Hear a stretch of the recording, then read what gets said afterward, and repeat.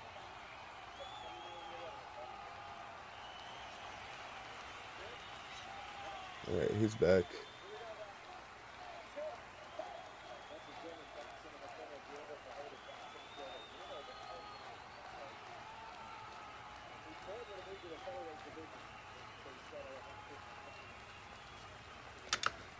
Yeah, so I don't know. Sometimes you don't see everything for what it is when you have a favorite in the fight. I really need to get this on charge real quick, so I'm just gonna hang out here. You guys kind of, I'll tell you if something super crazy happens, but I need to get this set up.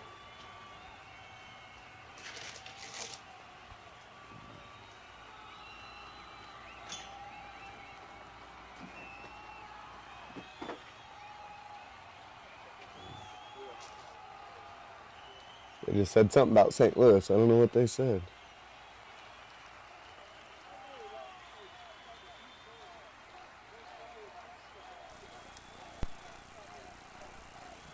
All right, do I still have volume, guys? Yeah, I still have volume. I wonder if it's charging or not, but if worse comes to worse and my mic dies, I'll just switch to my laptop mic and quality will just drop a little bit. No first round finish.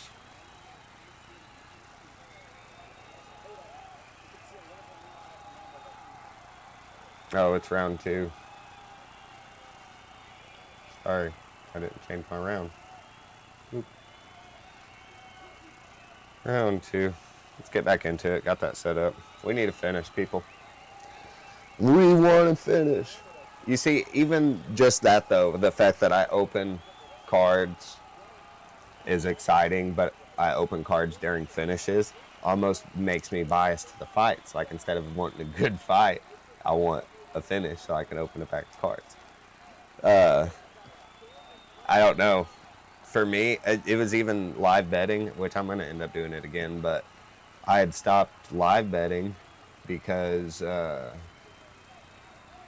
it made me bias in the fights. Like the Gilbert Burns was a big one for me, where I had money on that, where I just wanted to see a good fight, but by the end of it, I wanted him to beat Hamzat because I had a parlay where if he beat Hamzat, I had everything else, and I was going to win like $10,000.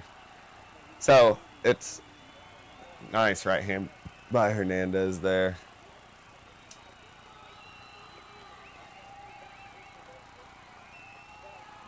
I feel like maybe I just seen the odds wrong, but it looked like they said Ferreira was the favorite right now. I don't think I missed something, but maybe I read it wrong. I mean, he's put the... Oh, nice left hand by Ferreira there, though. I mean, he's put the pressure on him the whole time, but I don't see any reason to... for him to be a favorite or anything like that. Like it's... Or for the odds to have even changed from what they were. Oh, well, he was the favorite coming in, so maybe that's it. They're just sticking with their guts. Sticking with their guns, whatever it is. Oh, second round knockout. Let's see. It's looking like it. It's done. It's done, people. It's done. Get him off. Get off of him. Get off of him. It's done. Late stoppage right there. That was a late stoppage. You clearly seen he wasn't. Late stoppage. DC, what was that referee looking for? Jesus Christ.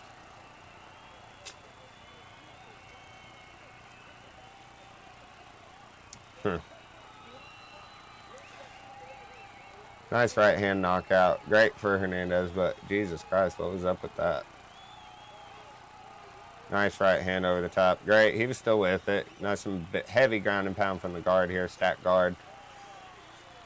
But there's a certain point where he clearly wasn't going to defend the shots, and that ref was just staring at him, just taking them. His eyes are closed. His eyes are closed for 8 shots. Huge hematoma right on the left side immediately from whatever exchange happened there. Maybe have cracked his skull there. Man, I picked the wrong round. Yep. Yeah, what do you think about that stoppage?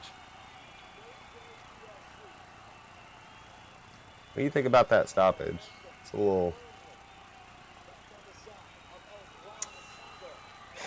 late in my opinion, which you never want. You never want it.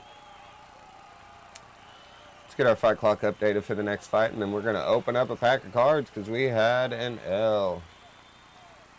Or we had a finish.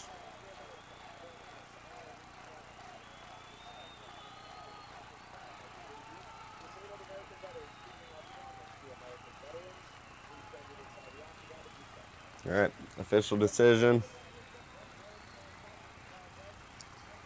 3 minutes, 36 seconds of round number 2.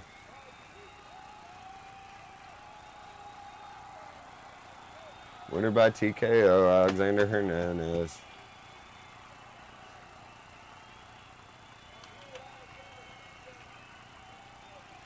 I forget what the fight was earlier that kind of got me excited. Longest active win streak among UFC lightweights other than Patty. Tied with Nasrat Hakparas and Ferreira Young. Nice to know. Next we got Dustin Stoltzfus versus Kelvin Gastelum. And are they doing a catch weight? What is going on with that?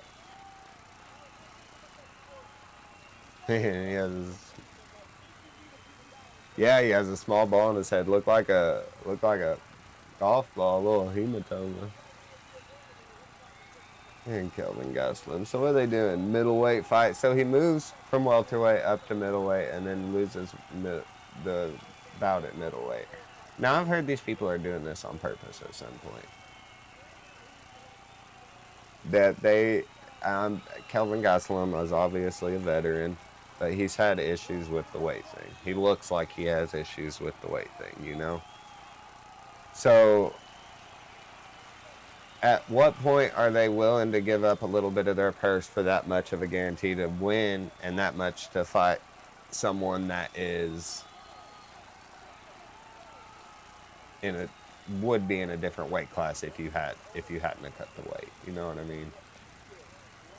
Like, because you didn't cut the weight, you're not actually fighting in the weight class that you're fighting in. So I don't know. He came in 6 pounds heavy for that's just unacceptable. If you can't make weight, move up a weight class.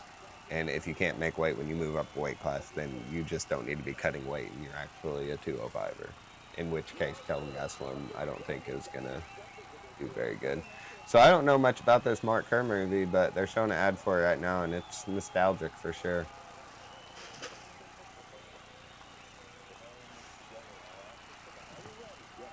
Has a small ball in his head. Yeah, so let's get over to the card cam before this one, because we can open. We got a finish. So I guess we'll find out if we got an Alexander Hernandez card in here or not, maybe. Coming up, we got UFC BJJ3, Musumeci versus Carasso. That's going to be October 2nd and live on YouTube. Not saying I'm going to go live for that, but that's a cool little event coming up. I like that UFC is getting into the jiu-jitsu space.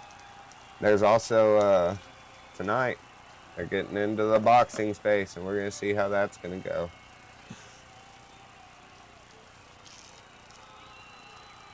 You guys have any predictions for that? How you think that will favor?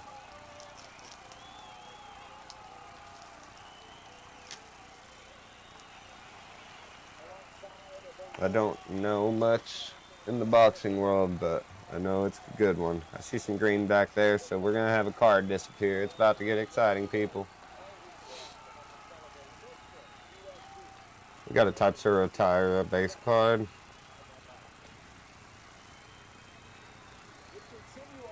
Kyler Matrix Phillips base card. Oh, I seen what it was. I didn't see who it was, but I seen it's Allen and Genter. Edson Barboza Sepia Refractor. And we'll go ahead and look at it. Shavkat Rakhmonov, 18/99 in a green refractor. You can't see it because it's disappearing because it's green. Shavkat Rakhmonov.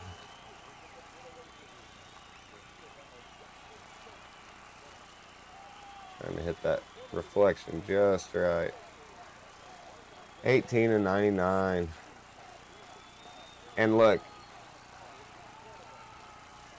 just so bent. Just so bent. Just so bent. Shavkat Rakhmonov, just a beast. A beast. Get that one sleeved up real quick and get our Barboza sleeved up.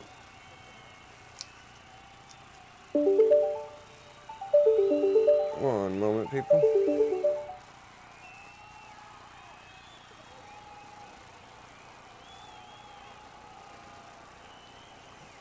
Message him.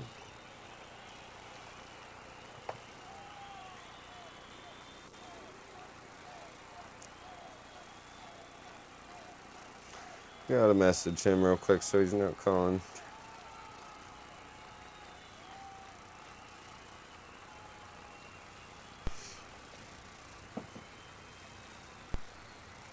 I mean, I could turn on like do not disturb mode, but I'd rather people still be able to get a hold of me. Nice hit, bro. Yeah. Man, hopefully your pack's a little bit less. It's like a freaking half pipe. Which reminds me, I've seen all sorts of new skate competitions. I will be having a new channel going up for my interest in skateboarding and one-wheeling as well, where I will go live for skate contest and review new videos and skateboarding news and stuff, as well as going taking you on like a first-hand ride on my one wheel with the speedometer and like a heart rate thing going the whole time, and we'll go on different trails and explore different new areas and just go out and have some fun on a one wheel. It's so freeing to be on a one wheel. So man, yeah, hopefully your pack's better condition than these, because I don't... Something about 2025 is they're very reactive to the elements, I guess. We got that Barboza. So no Alexander Hernandez there.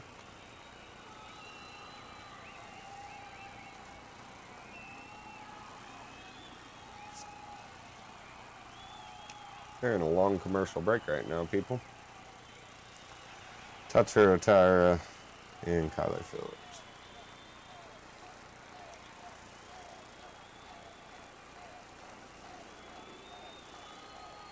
So far, our big hits on this are these.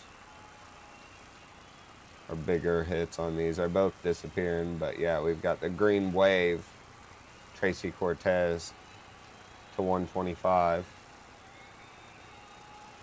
88 of 125, and then we've got the Shavkat Rakhmonov in the green refractor, and that is 18 of 99. Now I thought about it.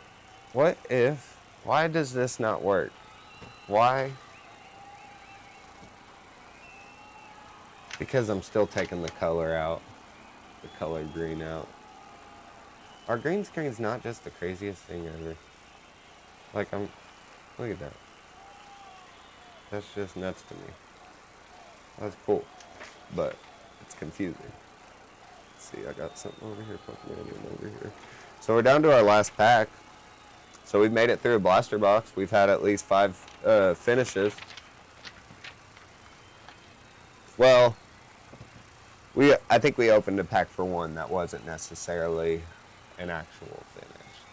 It was that cup check for Cedricus Dumas. Alright, so fighters are in the octagon. Tail of the tape. Switch over. Gastelum 225 favorite versus Stoltzfus. Yeah, the weight thing is the biggest thing. Find 35% of fight purse. Do you think he cares? He's still got an advantage. I don't know.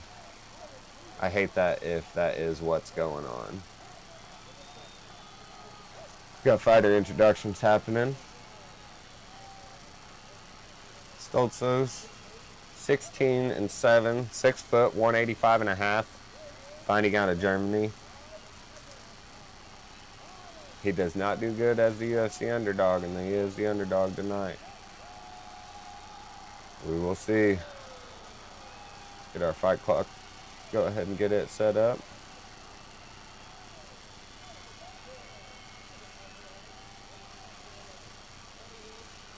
"20 wins, 10 losses, and 1 no contest for Kelvin. 5'9", 191. 225 favorite. 10-4 and 1 no contest is UFC favorite. So he does the better as the UFC favorite, and the other guy does worse as the UFC favorite. So you see what it is.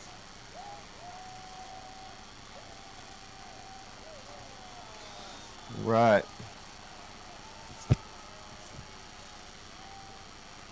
Jacob Montalvo is your referee for this contest.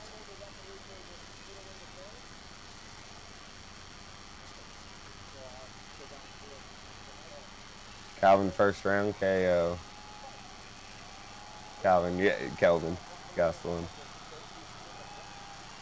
We'll see, man. He's look at his body though right now. I wonder if Stoltzfus is gonna attack that body. He's kicked it twice already heavy. He's like, I'm gonna kick you in the flat, and then a head kick up top. Oh, Gastelum. Oh. Uh-oh, yellow. You see, that was a good little clip there. See, Gastelum's so good with the hands. He's just got championship movement. Always been a little quicker for a bigger guy. Kelvin just working his way in. Nice shot to the body there. Got right out in time. Lead leg kick from Gastelum. Harder leg kick from Stoltzfus coming the opposite way. 2 pokes to the body again by Stoltzfus. Watch for him to come up top with it. 3.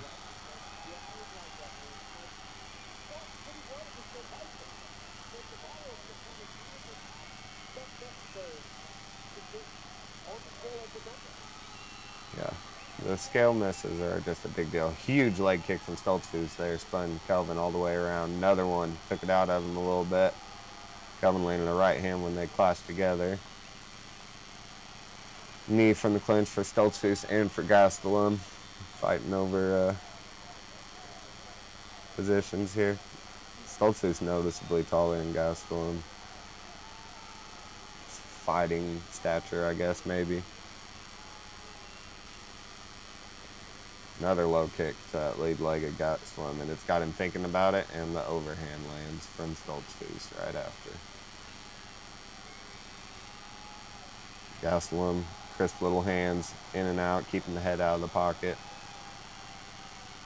Nice straight to the body for Gastelum. Doing a good job just staying on the outside and poking at him.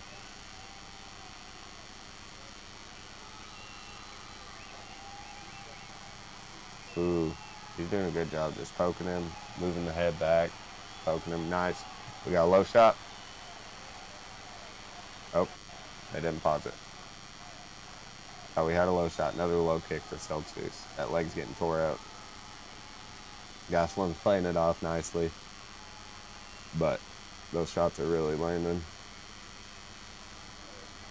What it's setting up is it's setting up his ability to back straight out, or to back up. It's slowing that. Ooh, nice left hand land for Gastelum, and then a left to the body.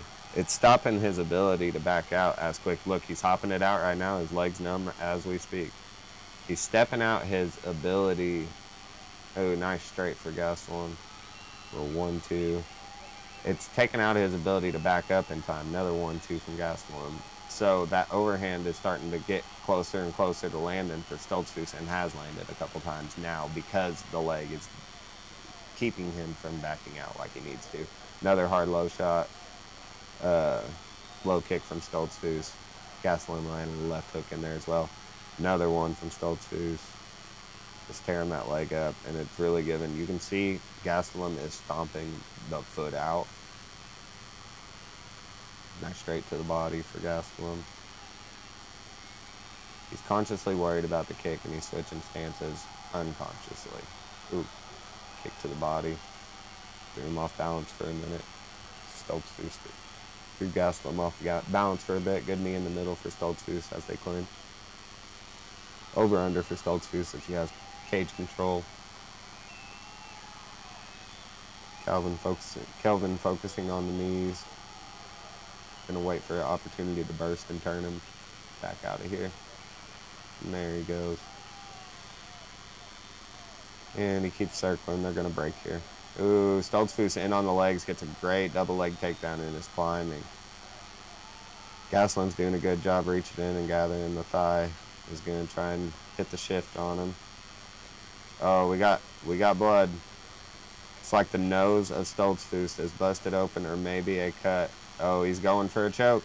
Oh, I don't know what he's going for here, but he's got the arm in kind of a guillotine position. Oh, he switches. He's going to the back now. He's going to shake him off. Good job. Gastelum back to his feet. With body kick from Stoltzfus.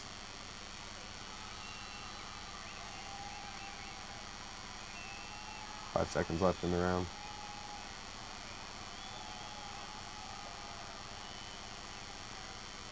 Well, great first round.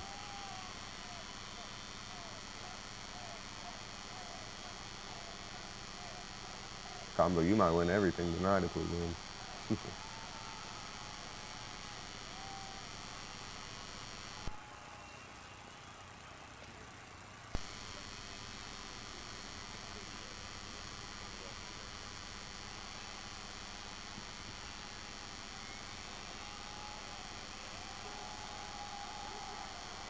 Yeah, so that's some pretty exciting work so far. Let's look at the numbers. 27, 24 total strikes. Stoltzfus did get the takedown though in some control time. Didn't last for long though. Oh, see our strike count going up. That means the second round started. But not on my watch. So we need to...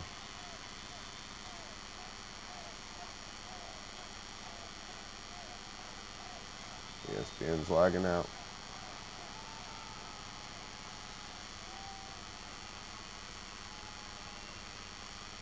I'm gonna restart the stream real quick because for the first time tonight, ESPN started lagging out on me. Oh, we're a minute into the second round. Let's speed it up. Uh-oh. Stoltzfus got rocked. Gastelum has rocked Stoltzfus. We're in round two. Stoltzfus is hurt, people. Gastelum with another straight. Gastelum to the body now.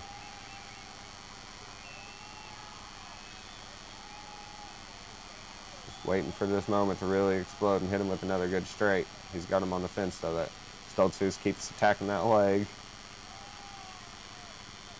Gastelum's explosion isn't quite there anymore, but he's still doing it. Oh, Stoltzfus with the right and the left. Got a little too close, and Gastelum got popped. His movement is very compromised, is Gastelum.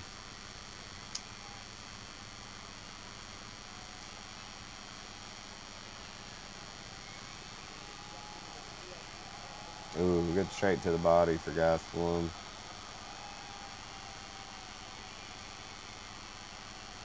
Another low kick for Stoltzfus. He's been attacking that, and that's been a big weapon this fight. Another one. Oh, good straight for Gastelum.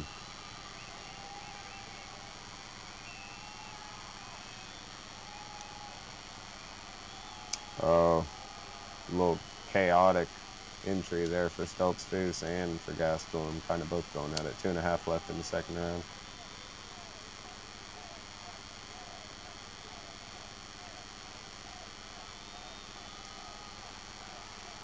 Big wild exchange for both of them there. You still see Gastelum stepping up the, kicking the leg up. He's having a hard time moving on it. 13 leg strikes for Stoltzfus and 14 body kicks for Stoltzfus. So he's just tearing him up to the body. And it's affecting Gastelum's movement. I could see him catching a hook or one of those kicks, or probably not a kick, but one of those hooks or right overhand from Stoltzfus on the way out because he can't back up enough. but it's not going to be on that 1 and 2 punch. It's going to be on like the 3rd one, or it's going to be catching him coming in perfect. It's going to have to be like a perfect counter, like right there. How he ducked under right there and shot to the other side. It's going to have to be, oh, nice. Gastelum with a freaking 4-punch combo from hell. Stoltzfus, he dropped him for a second. Stoltzfus got in on the double leg. And now Stoltzfus is working over into side control. He's on top. He was working on arm triangle for a second. Wow, what a, man, it was like a do-do-do-do, do-do-do-do. It was like a 4-punch combo from Gastelum like that. That was crazy. That was beautiful, quick. But now Stoltzfus is on top. On top in half guard and working to get out of there. And Gastelum is noticeably a little, he's always had okay cardio for him. But he's noticeably got a little taken off of him. Stoltzfus attacking guillotine right here as Gastelum gets back to his feet. Wraps the leg up. Stoltzfus is on top in kind of a weird position. He rolls for it. He rolls. Oh, he lost it and moved over into side control. He's switching the grip up. He's switching into a darce of some sort. Blood just dripping out of Stoltzfus.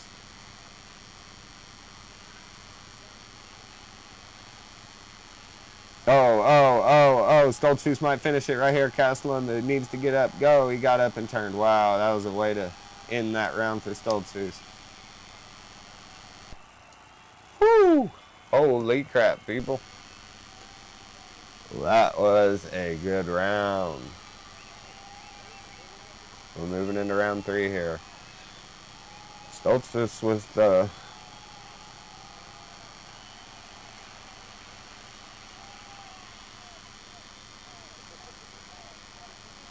Yeah. Am I still live? Y'all tell me if I'm alive, if I drop out.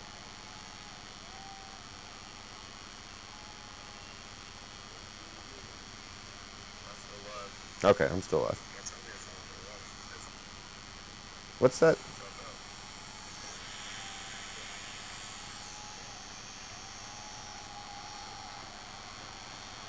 Okay, I'm still live. What's that?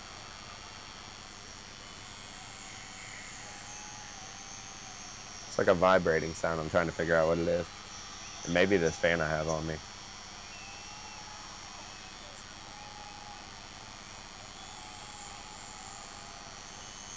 No? It's like a vibrating sound. I'm trying to figure out what it is. I'm going to step out. Maybe this fan I have on me. Let's see if it's the AC. No? It's like a vibrating sound. I'm trying to figure out what it is. Let's step out. Maybe this fan I have on me. Let's see if it's the AC.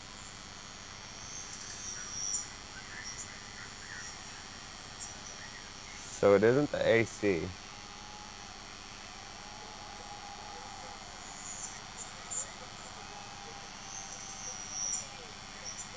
Got something going on here. We got to figure out what that is.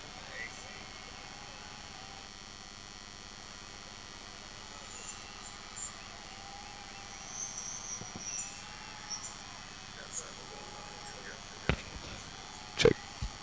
What you think, Fatah? That's 1-2 from Gastelum there. Or not Fatah. Yellow. You hearing that?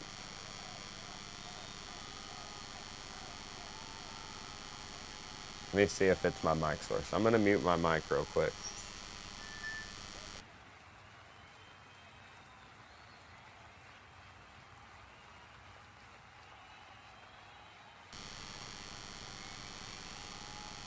Okay. So let's see if my audio comes back.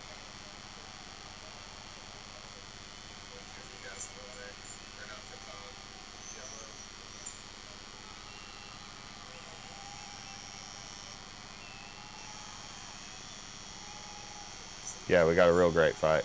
I wish I wouldn't have it. Uh-oh, he's in on that ninja choke a little bit. I want to figure out why this is. Is it the charger maybe? I unplugged the charger. Let's see if that stops that noise. I would really like to figure out what that noise was. Do you hear it? It's that charger. Okay, cool. Is it the charger maybe? I unplugged the charger. Let's see if that stops that noise. I would really like to figure out what that noise was. Do you hear it? It's cool. That charger. Okay, cool. We figured it out. Hearts. I see the hearts. Yeah. No, if it's ever popping out like that, Yellow, if you could let me know, that'd be awesome, because, wow, man, what a fight here. It's hard for me. I'm not listening, monitoring any of my audio. I set it up beforehand, and I don't monitor any of it. So if something like that's happening, that's probably been going on for like 30 minutes or something since I plugged that up on a charger. So, yeah, just let me know. Thank you. Yeah, we got a great fight here. Another 2 from Gastelum here. Oh, nice little short hook from Stoltzfus. Our strike count. Well, we got knockdowns up at the top 2. Gastelum with the 1 knockdown.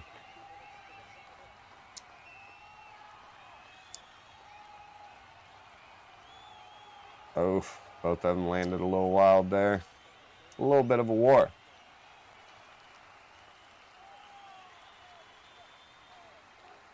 Oh, Gastelum caught him coming in with that straight. Yeah. No, just if you ever hear my mic, like I had some weird audio coming through because I had plugged my mic up to a charger while it was sitting over there. And I guess when I plugged it in, there was some interference coming in. So if you ever hear anything that's like not sounding clean in the audio or something like that, just let me know if you can. Oh, Gastelum landed 2 heavy shots there. Punched him in the Adam's apple.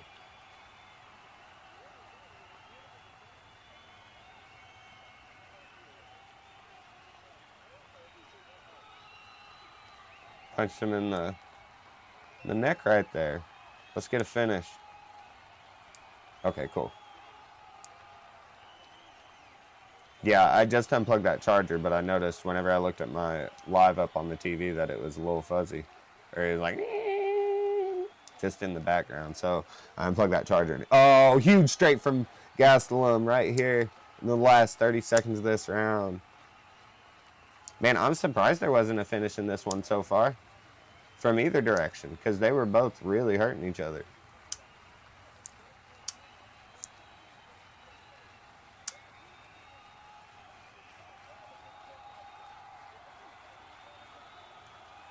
Another good head kick from Gastelum. Spinning back fist for Gastelum. Great fight. Great fight.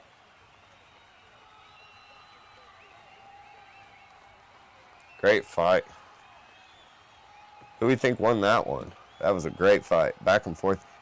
Sometimes the fight gets so good that you don't know who won because you forget what happened in the next round because something explosive just happened. It's easy to lose the idea of who was winning it as a whole after something like that happens. Oh. I'm going to step back real quick. You guys watch the fight center.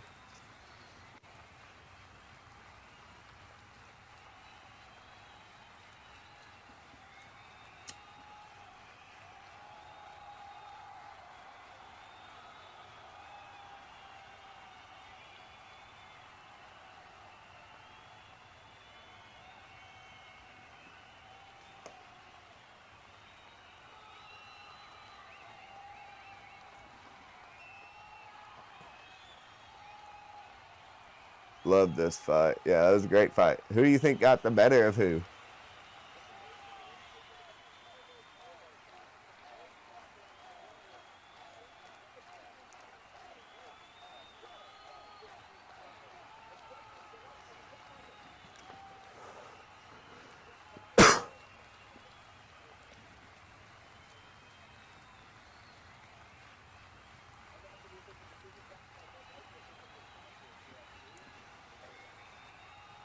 All right, guys. We got an official decision.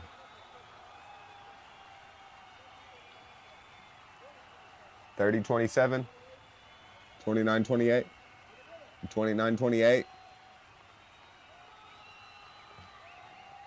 Kelvin Gastelum. Got the better of him. Kelvin should take it, yeah. I thought so too. Stoltzfus had his moments.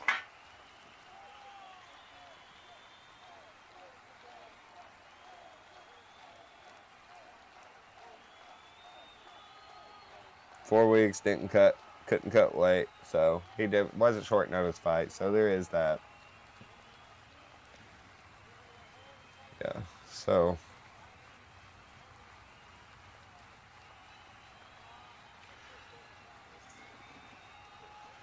doesn't sound like he's retiring though, folks. I wouldn't after a win like that. Unfortunately, I think it's gonna go. A lot of those people, it goes to the point you gotta take a loss before you even feel like you can.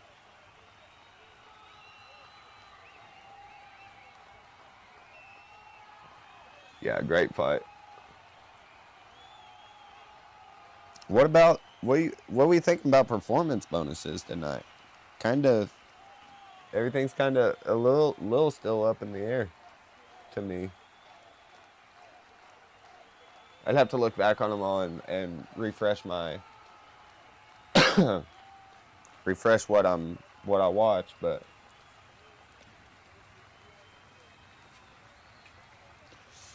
bittersweet.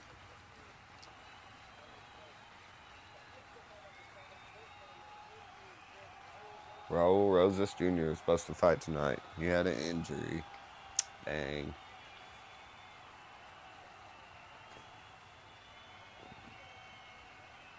Alright, guys, let me use the restroom real quick.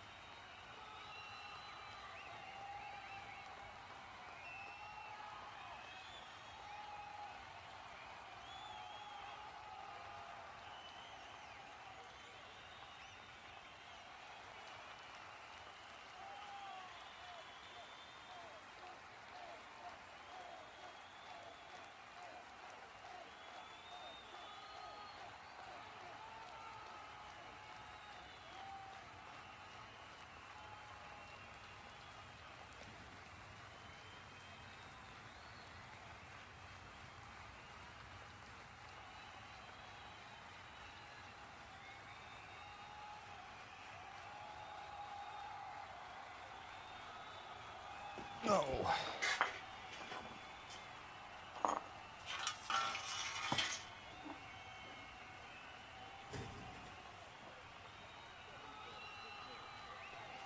All right.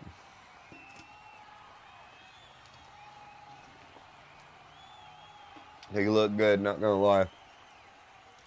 Yeah. I hate we go ahead and prep the next fight. I personally hate the weight cut thing, though. I wish that there was a good...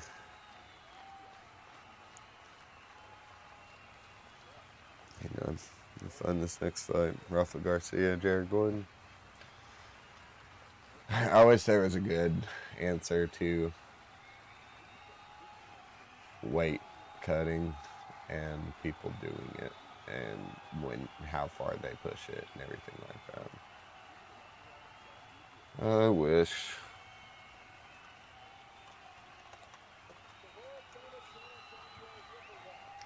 Jared Gordon didn't look too hot in his weigh-ins either, in my opinion.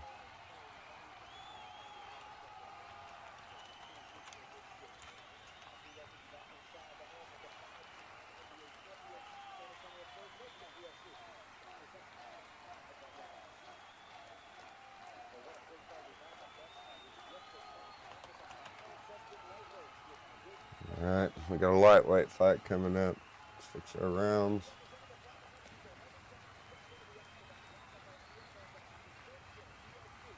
Yeah, he looked good. Always gonna look good. Just one of the best fighters in the world, former champion. But I think it tarnishes your record a little bit, or what I think of you at least a little bit, whenever you have these different weight issues or whatever you got going on. You shouldn't be trying to cut any corners. You should be trying to be the best in the world. So, I don't. And he's not trying to cut corners. I mean, like he said, it was a on break. Sponsor me on. You guys are raising your freaking price and taking your deals away. Sponsor me, and I'll shout you out for eternity. Yeah, you got to do. You can't have people cutting 50 pounds. They're not a lightweight. You got people cutting 45, 50 pounds to fight at a division that they're not at. And then you got people the other way around. Like, Patty, I don't think he is a... What? Did you watch Patty versus Gordon? That's funny. You just said Patty right as soon as I brought that up. Yeah, I did watch that fight. I thought Gordon won that fight. I thought Gordon won that fight, and I thought it was funny how quick people forgot that Gordon won that fight. Maybe they seen it, like I was saying earlier, that maybe he was the favorite in that fight, so maybe they were looking more at what he did. But it ain't like O'Malley. Whenever I watched back on, at first I thought Jan beat O'Malley, for sure. And then watching back on it, I seen Top should sponsor you soon. Keep up the good work. Yeah, man, if I could just get sponsored by all the people that I spend money at daily, that would be cool. So I could get sponsored by On nicotine pouches. Get that Top sponsorship. That would be cool. They could send me some products. Get some Alpha Brain sponsorship from On It. Let's see. High Noon. I get a High Noon sponsorship. And look, it's cool. Look at all this room I have where I could put ads, ads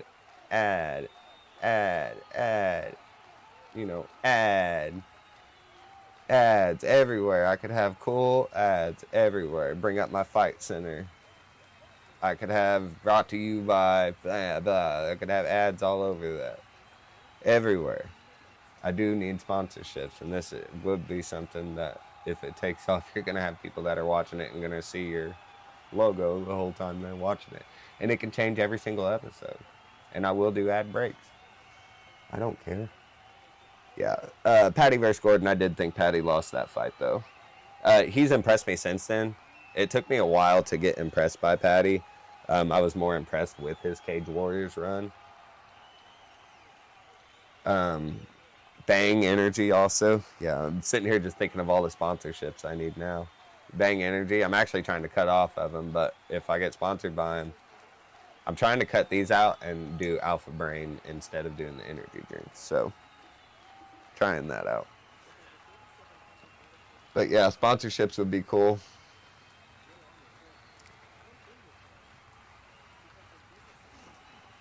They'd do like a guest call-in segment. That would be cool too. Probably get some crazy people. Yeah. Yeah, Gordon impressed me in that Patty win. Just good composure, and I thought just came in and didn't let all the hype get to him and everything. Thought he did great. I like his story. He's got a good sobriety, where he's gained sobriety, and got a good story about all that. Fighters are in the ring. Rafa Garcia, 31 versus Jared Gordon, 37. Rafa's the favorite, the 180 dog. Or no, Jared Gordon's 220 favorite, sorry. 2 inches taller for Gordon and 2-inch reach advantage for Rafa. Get this fight clock set up and I'll finish what I was talking about.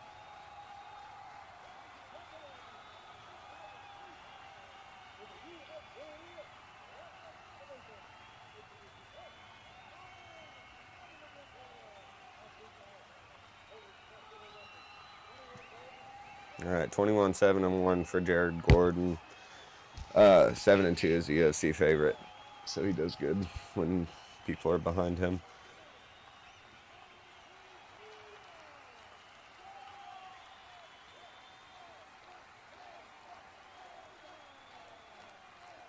Yeah, I like his story. He's got a good story about how he he's fighting and got sober and everything like that. And me, myself, I have a extensive background of issues, so I like seeing stories like that, some extra motivation.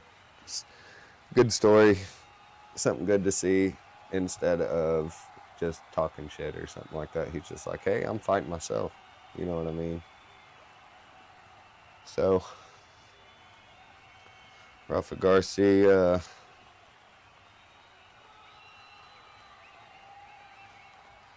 Kerry Hatley is the ref for this one.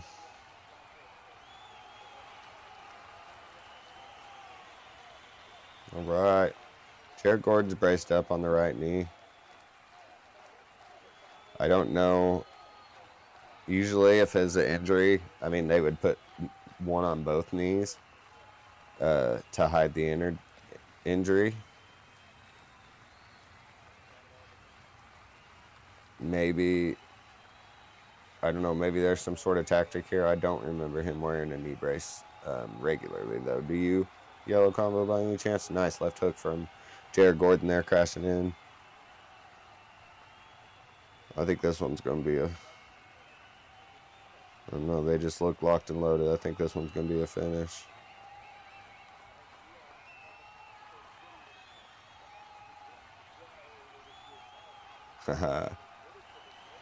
Yeah, no, can't do the Talbot auto. That was actually, little car crash collision there.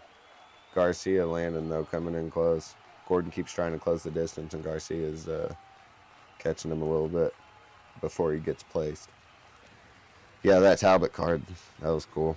That was actually one card that I've been chasing. So now I'm gonna chase a numbered version of it, you know. Cool parallel. But that was a big one for me. I think Talbot's got a lot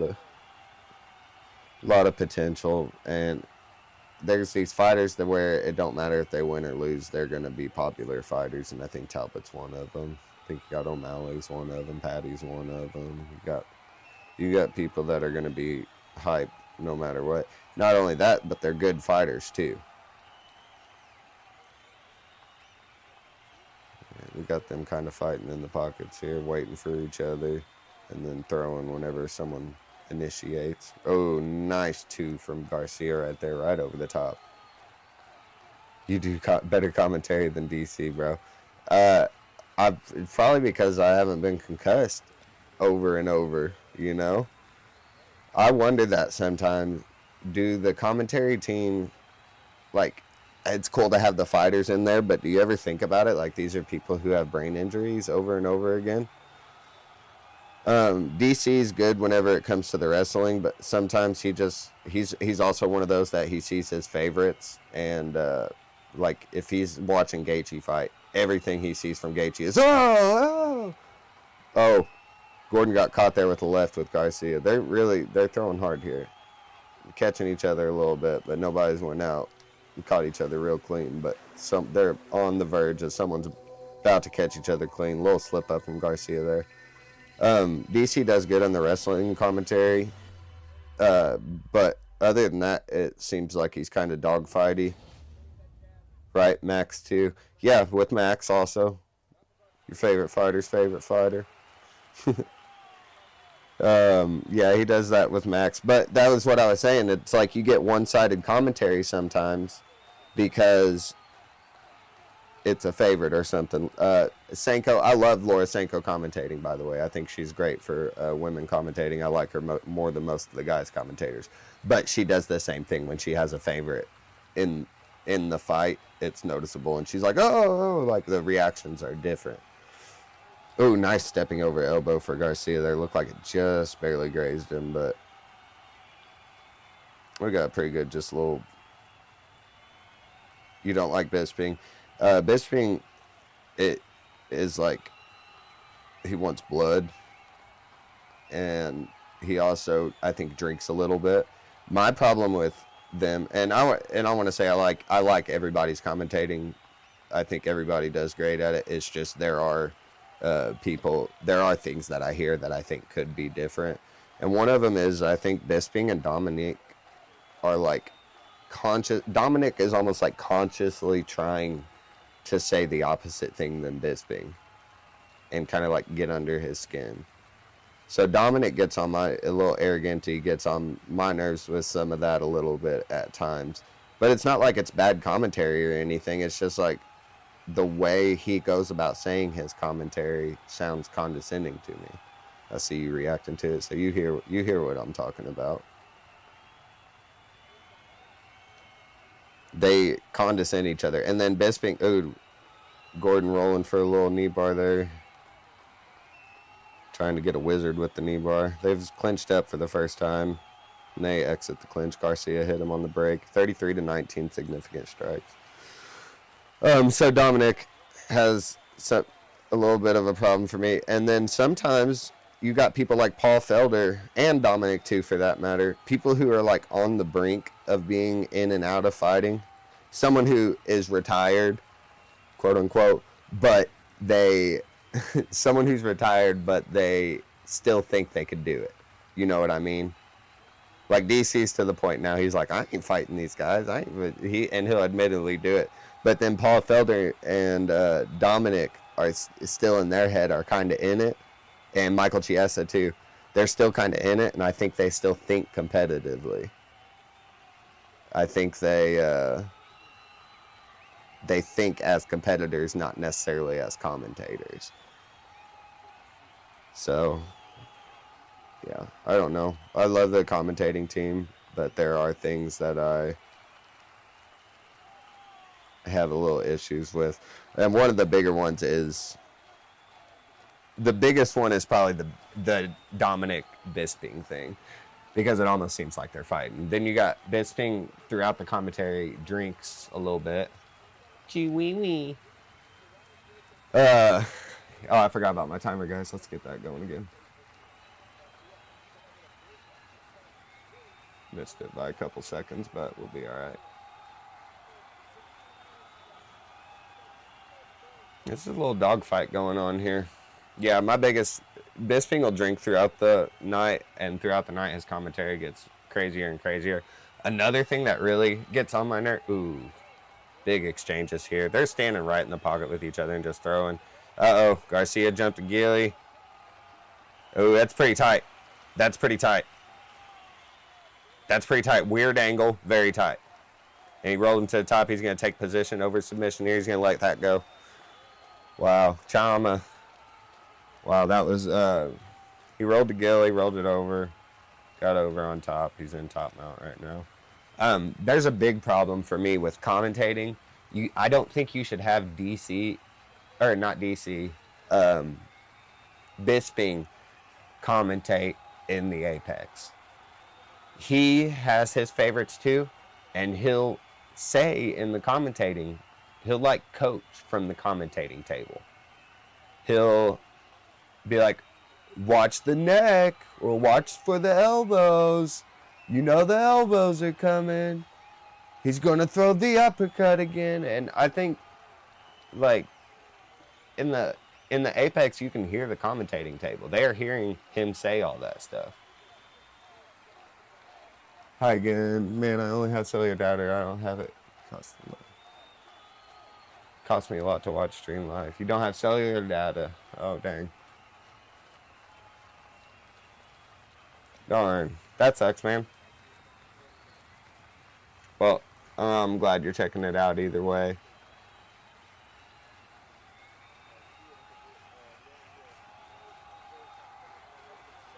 So what are you on, like a hotspot?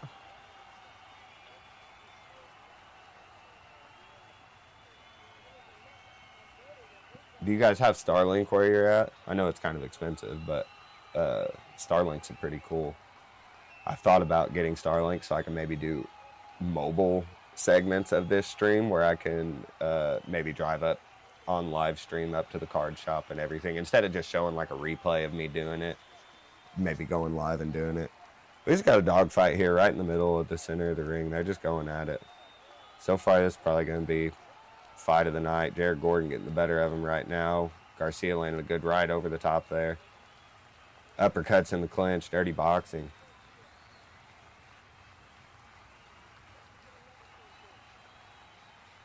We have just a lot. Are you saying we have this a lot? Oh, I see. We have Starlink. You're gonna.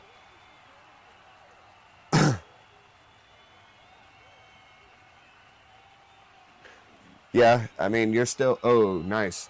Man, both of them landed right there really big. Garcia's a little hurt. Garcia's a little hurt. Covering up nicely, though. Oh, yeah, I'm sure. It's late where you're at. What? If it's 6:30 here now? It's only 6:30 here. It seems it's early here. Man, just a dogfight right here in the middle.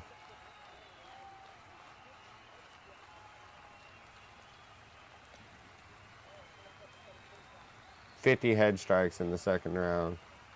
Nice elbow, just sliced Gordon up right on the forehead. Good low kick from Garcia. Yeah, I don't. The Apex thing.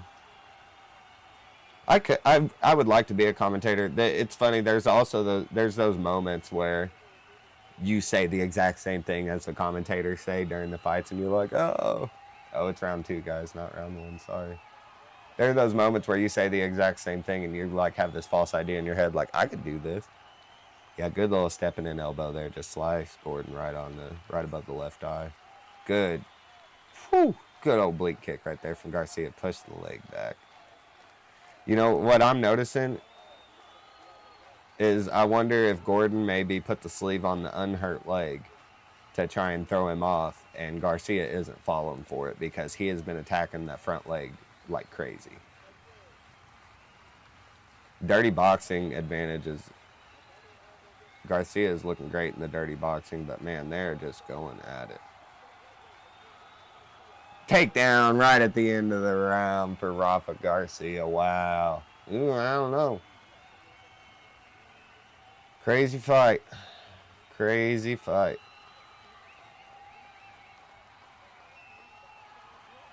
You do better commentary than DC, bro. I'm putting that in my next short, that comment.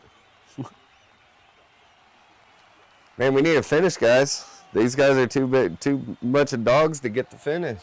They ain't gonna finish each other. They're just gonna stand there and dog it out.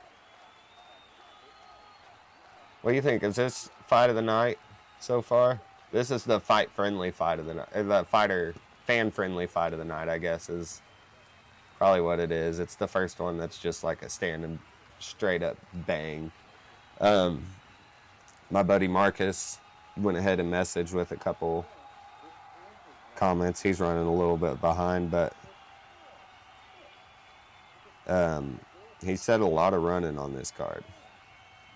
So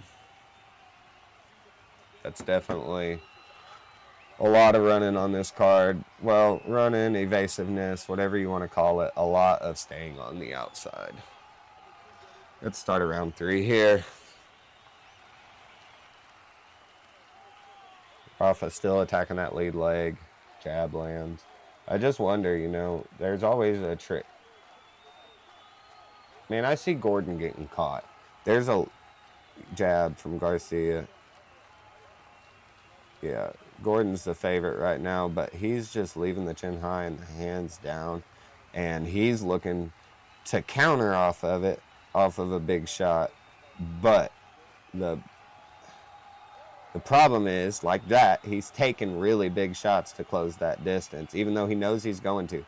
You need to lift the hands and at least deflect the shot or something like that. He's taking these huge shots right on the temple and the chin and then going in to land his combo. So, you know, he knows he's getting clipped every time. Right there, big straight. Another big left from Garcia. Huge shots that are landing, that are every 1-2 from Garcia. Both 2 from Garcia. The hands need to be up to deflect these shots. It has to be. Because no matter what, if you get clipped coming in like that, your shot doesn't matter anymore. He's taking all the pep off your shot. Minute and a half into the 3rd round. It's just a war. Fun war. Big right hand from Gordon. DC getting excited. You hear that? Oh, all these shots that Garcia's landing, DC ain't getting excited, but then Gordon lands one and DC gets all excited. You can tell who his favorite is. I mean, maybe he just wants to see a comeback, but oh, Gordon just got slept, folks. Oh my God. Oh my gosh. He's still in it, but now he's got the choke in. He's taking him out. He's taking him out. He's got the choke in. He's putting pressure on it. Gordon out of it. A little bit of sleep. Big elbows coming in from Garcia. Gordon is half asleep. Over. Over. Kerry Hatley calls it. Wow.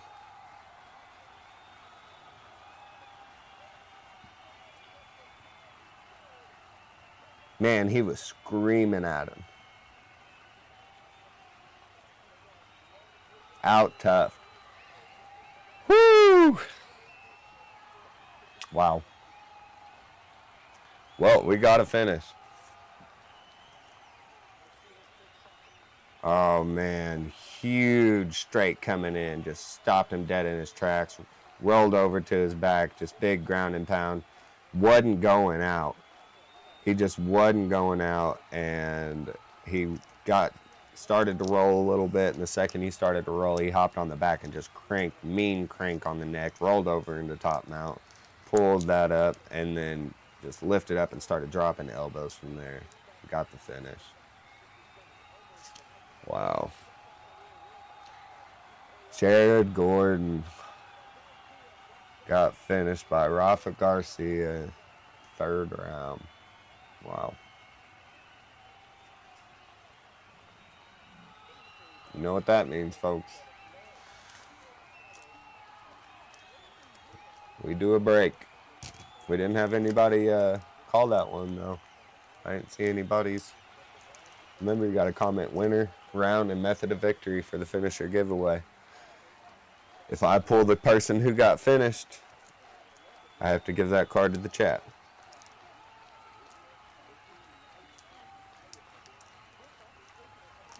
Got less odds in these 4-pack cards, though, for sure. We need some big old 8s.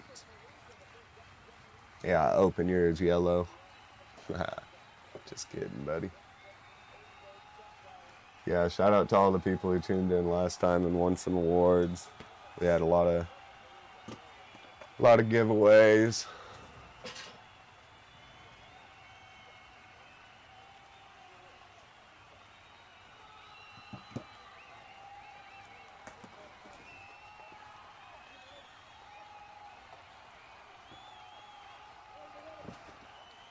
Winner by TKO.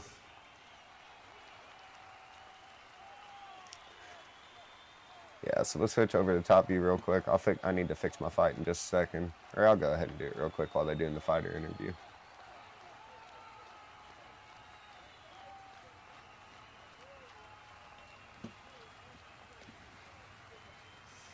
Well, we got Daniel Martinez, David Martinez.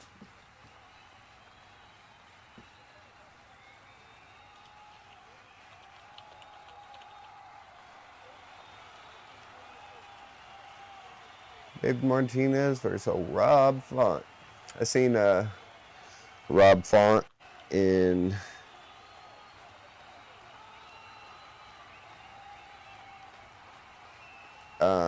Nashville. Rob Font versus Corey Sandhagen, main event in Nashville. And man, that was a great fight. Yeah, man, what a good knockout right there. And for it to come that late in the fight, I really thought it was going to go to decision at that point. It was a great finish, great way to put a cap on that already great fight, already probably fight of the night, and then get a cap as well on that. I don't know, though. I have short-term memory loss sometimes, so maybe not fight of the night. Maybe I'll have to rewatch and have different opinions. But, yeah, let's switch over. So I want to shout out. We had some prizes last stream where we were giving away. And we got all sorts of stuff that people won. So, yeah, we've got a Trevor Peak rookie chrome auto. Habib GSP split decision refractor. a mystery pack of Topps 2025 cards out of a hobby pack. An AJ McKee 22 to 199 PFL Panini Contenders 2025 card. And a blaster box of PFL Panini Contender 2025. That's guaranteed an autograph in each box, so you're definitely getting an auto. I got a lot of numbered cards out of it too. And then a Topps 2024 Chrome Sapphire. Or Topps, not Sapphire, sorry, just Chrome 2024. I haven't messed with any Sapphire. I would like to find some, but they're a little pricier than what I've been messing with so far. I would almost rather do it for the content than do it for the chances of getting something big. Because, like I said, I have so much fun just doing this in general. Let's see.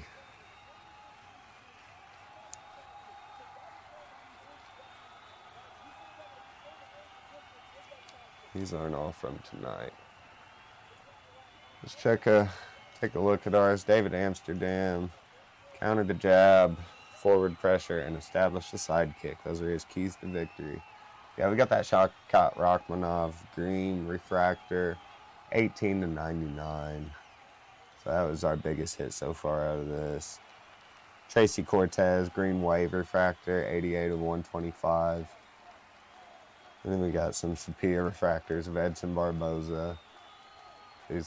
Man, last fight looked rough. Looked rough in the last fight, and I hate to see that to the greats like that. He's one of my favorites. Pantoja in the Prism. Juana Pinheiro, refractor. Brandon Moreo, Sepia.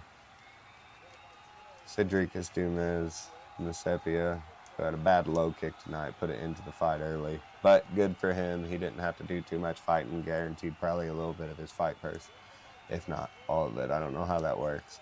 And Saeed Nurmagomedov in the Prism refractor. All right, we got fighter walkouts happening. Fighter breakdowns happening. Co-main event. You guys see what I'm talking about, though? We had to finish, though, so we got to open some cards. You guys see what I'm talking about just the intensity of this card is so much less than last year. Like, it is nowhere near the same card. Same sort of spectacle. I understand it was at the Sphere last year, and that was probably added a lot to it. But the card itself was great, too. And I remember thinking last year that this card was kind of lackluster, other than the O'Malley thing. But when you have a star like that, that's when you use your lackluster kind of. But then you look at the fighters, and then you look at the fight this year, and you're like, wow. And comparing everything to 300 is hard. You know, I think we had the best event. We had the best string of events ever between having Noche at the Sphere and then having UFC 300. And I think we got spoiled a little bit, for sure. All right, last pack of this first blaster. We got Kayla Harrison going to be fighting for the title soon. What you guys think about it? She's obviously a beast. I'm not the biggest fan, though. But it's crazy that she's getting this kind of spotlight and she's fighting the GOAT. And she may be fighting her at the White House in front of Trump. If we make it there. If we make it to this point. You guys hear about the security concerns with the White House show? Like, of course, there's tons of security concerns. I worry about Rogan a little bit after this Charlie Kirk stuff. Just because he's a little accessible as well. He's not as accessible, and he's going to, like, the fights as a place where everybody loves him, but and inside, so that helps, but it still could happen. And he shares his opinion. He's not as forceful or as strong in his opinion as Charlie Kirk, but he still has his opinion, and people that hate Joe really do hate Joe, and I hate that. So let's get our rounds up and ready.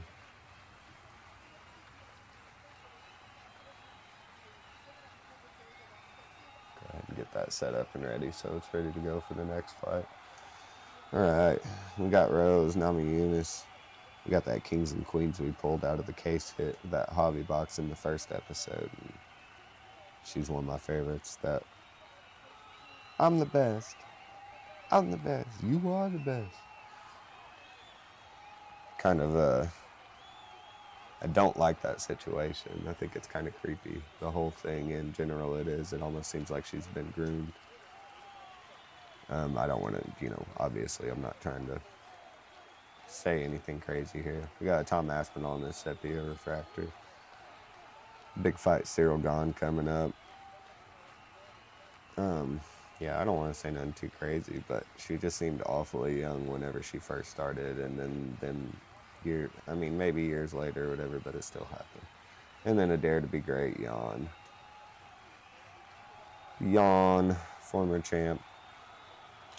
I don't know if you guys know my goal with all this is I want to get like a nice card of every champion. I want a good collection of all the champions there have ever been. There might be some people that I'll never be able to get. I don't know, but I would like to get every champion that I can. So that first box, we got that numbered Shavkat that's bent all the hell in that green wave. Other than that, some pretty base stuff.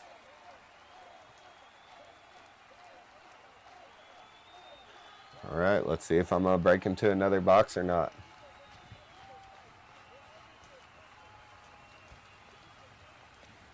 Let's see if I break into another box tonight or not.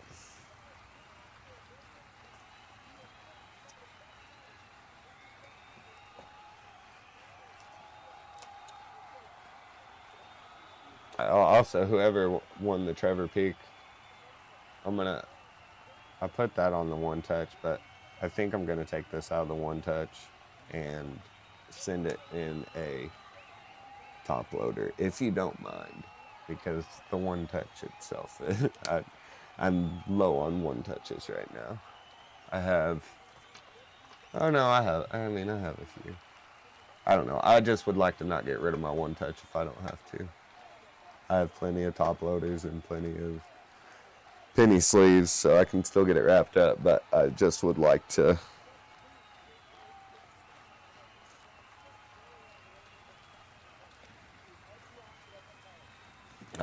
keep my one touches.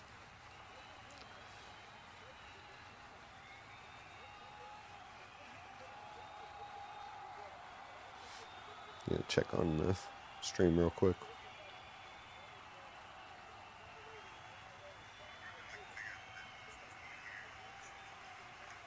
Cool. We figured it out. Hearts. I see the hearts. All right, we live. We live. So, one unavailable video is hidden. Yeah, that second half of my stream. Oh, we got Rob Font with a 4-inch reach advantage. That's going to be a issue. The co-main event of the evening. 3-round co-main event. That's one of those things that's they just decide what they want to call it, whether they want to call it a 5-round co-main event or a 3-round co-main event anymore. Apparently not even if the fighter wants it. Because I've heard that's a thing, where fighters like, why are we fighting 5 rounds? And then you hear that they demanded it, and you just never know what's what anymore. All right, let's take our fight clock off, reset it, and get ready for this fight. Got Rob Font, David Martinez. I can't say it. Oh, I do know David Martinez. He's been on a little bit of a run.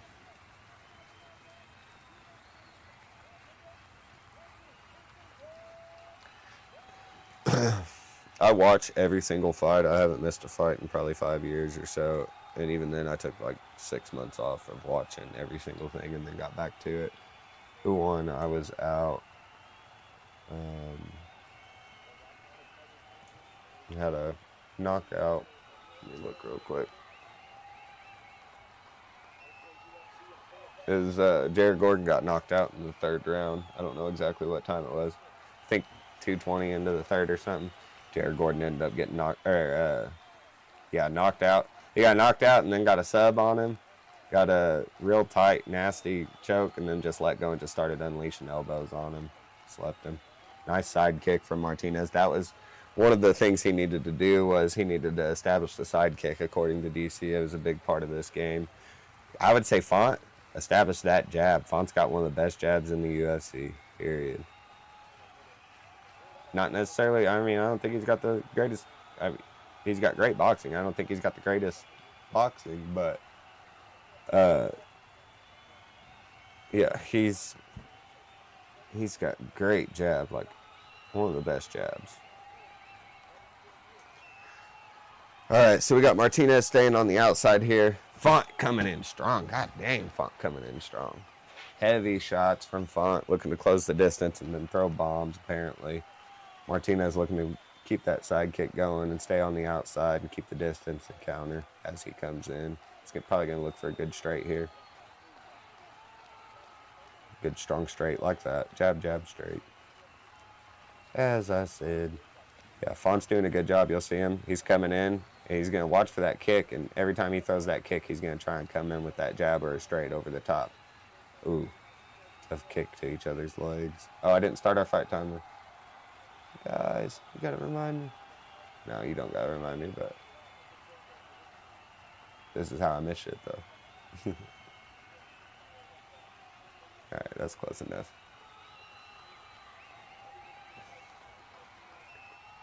So now we got Martinez putting the pressure on a little bit and kind of putting his step forward, establishing at his pace. Font breaking in. He's doing a lot of looping, a lot of head movement to break in and get the distance. Yeah, we did a pack 2 combo. Didn't get anything out of it. Just got a Aspinall Sapia. Nothing too crazy. But that was the last pack of that blaster, so we get another finish. I got to open another one. No Holloways yet. Oh, big overhand right and a left hook from Font. He's doing a good job giving some power. Jab, jab, jab. Jab, jab. Duck. Oh, big right hand. Big right hand from David Martinez. Font's up. A little bit of a slip. Yeah, I seen Font versus Sandhagen, and Sandhagen just 50-45'd him. Sandhagen was injured, so he leaned a lot on the wrestling. Oh, big overhand from Martinez.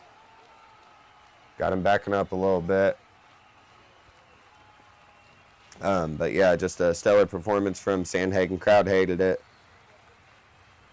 Crowd hated it. I loved it as a fan of just fights in general. I don't care about if you're holding them down the whole time and landing top for it. Like, I don't care.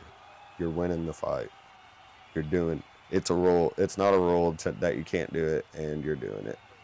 So you're doing it better than they are. I don't know if I'm quite with Rogan, like there never should be a stand-up or something like that, but maybe. Maybe no round ending either. What's the closest thing you can get to an actual fight? You know? 15 minutes, no stopping, no stand-up, no fence. I think you should have fights in high school gyms, like something like that, where you have a huge area that they can fight at, and the crowd's just all around, or like a soccer stadium or a football stadium. Big shots from Font. Font running him down, ducking under.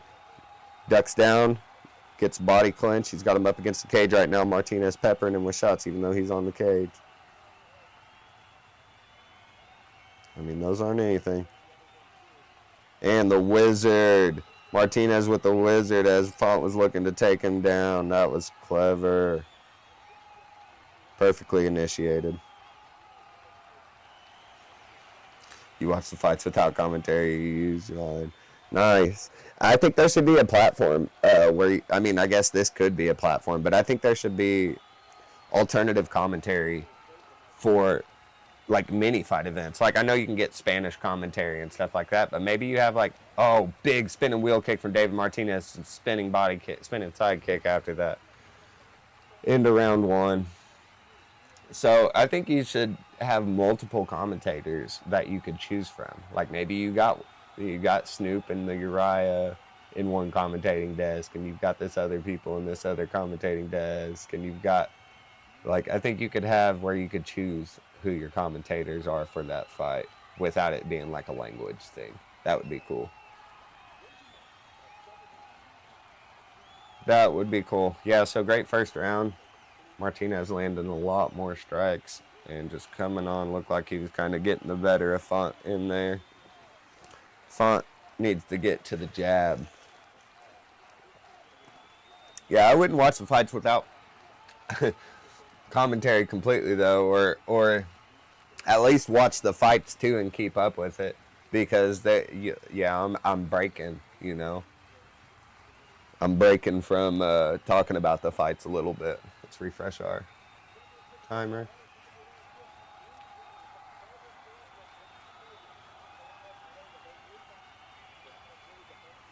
All right. See, Martinez, Font's back to putting the pressure on him. Martinez is back to the back foot. So this is how they started the first round. Font backed off a little bit to the center, maybe not trying to put so much heat on. Martinez standing really sideways. He's looking to push that side kick in again.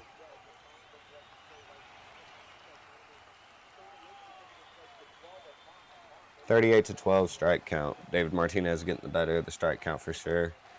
Font keeps getting these grappling advantages where he's getting body clinch or over under on him and getting him against the cage, and Martinez just seems to be able to turn him.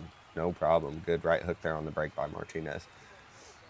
Henry Cejudo says 10-9 Martinez. Great round of action. Good job for Martinez there. Oh, big right overhand. Very competitive, Korean John says.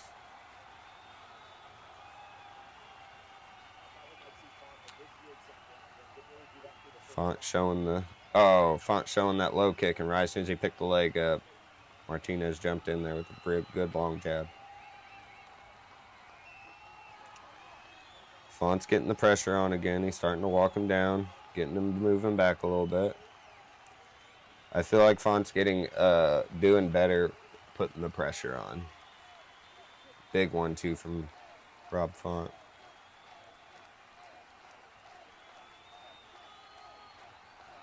Martinez looking maybe a slow. He's either looking to set something up specific, or he's got a little bit slow of a pace happening here. And it may have been that right there where he ducked under and got the body clinch. Maybe that was something he was looking for there. But he almost looked like his pace was starting to give in a little bit there. Font doing a good job ripping the face by keeping the forearm in there. He's got wrist control right now, trying to shrug out, and Andy's out. They're back to the center. It's a better round for Font so far as he lands a big right hand.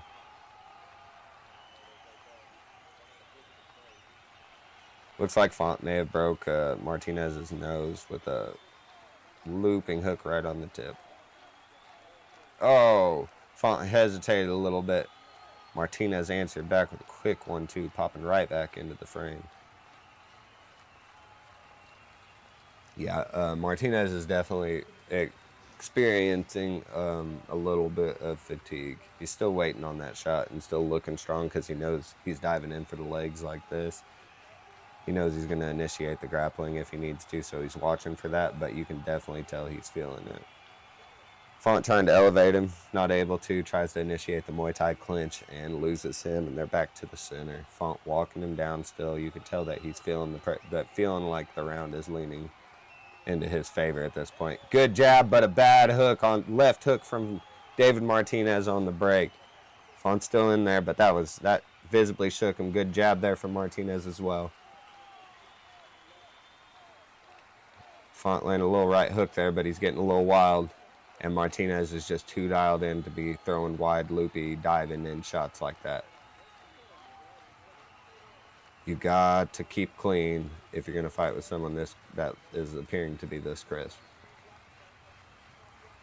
Font will TKO him in third one. Mark my words. The one who can. Back in here. TKO round 3, huh?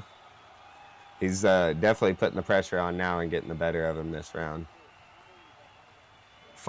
Martinez is still landing hard shots, but he's waiting a little bit too much, and the way the pressure, good right hand from Font and a good left hook counter from Martinez. The way the pressure is going, it looks like Font's walking him down a little bit. You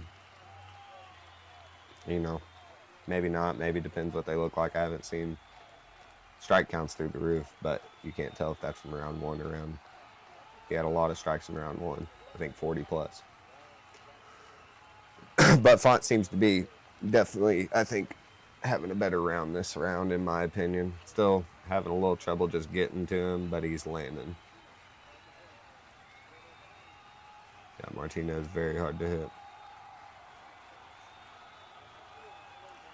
Looks like we're going to see a round 3. Hey, we get that finish in the 3rd round. I got to open a new pack of blasters. All right, it's a pick'em at the end of 2 rounds, guys. It is a pick'em. So, looks like the consensus is kind of what I was thinking, 1-1. I could see that fight going, or that round going the other way too, to Martinez, because he did land some big shots there. But I would say 1-1.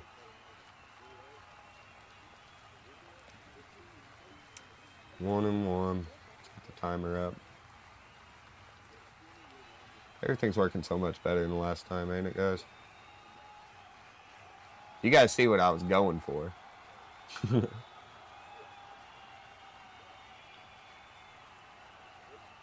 I think it has potential to be pretty cool. At least a fun thing that we can hang out and do, you know? Oh. I wish you guys lived close. That would be cool to have some of the commentators, some of the guests, like tune in, like come in and watch, do a live fight watch along with me. Open some cards.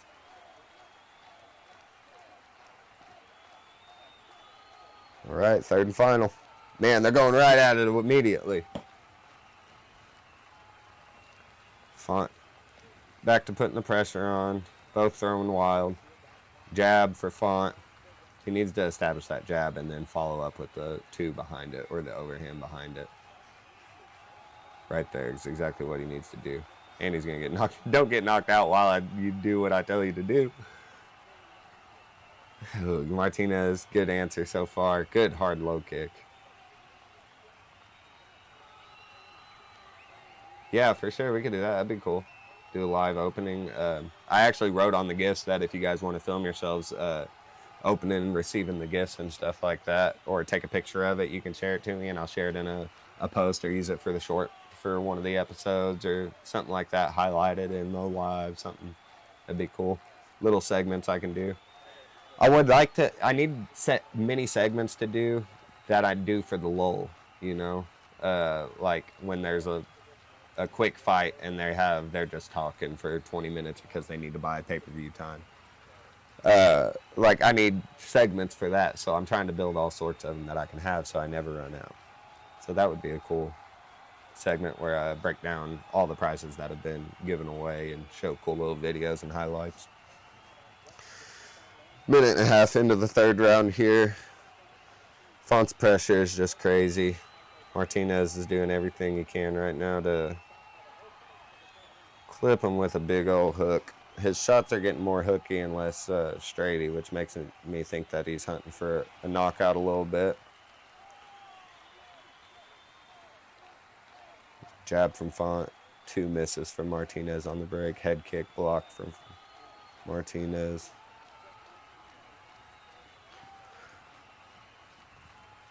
Ooh, hard low kick from Martinez. Took him off his base a bit. Still just constant pressure from Font.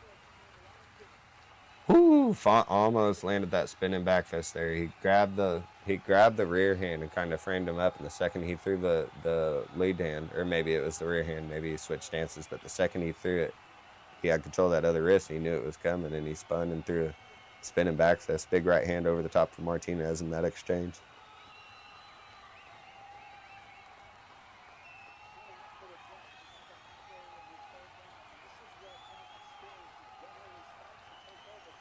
See, I think Font is probably a better 5-round fighter anyways. He's got good 5-round experience. Too. Well, I don't know about good. I don't know how many he's had, but I've seen him in 5-round fight.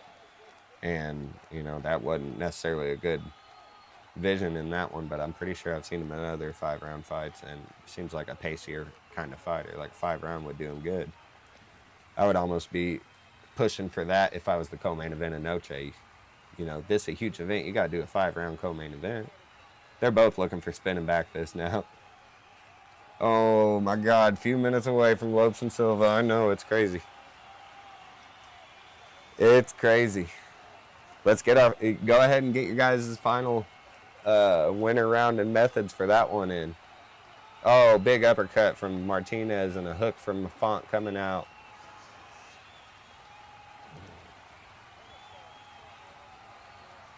Martinez on short notice, I didn't know that. Doing very good.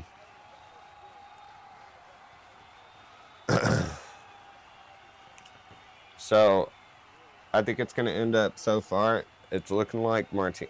Uh-oh. Bad look there from Font. I don't know what that was, but something hurt him.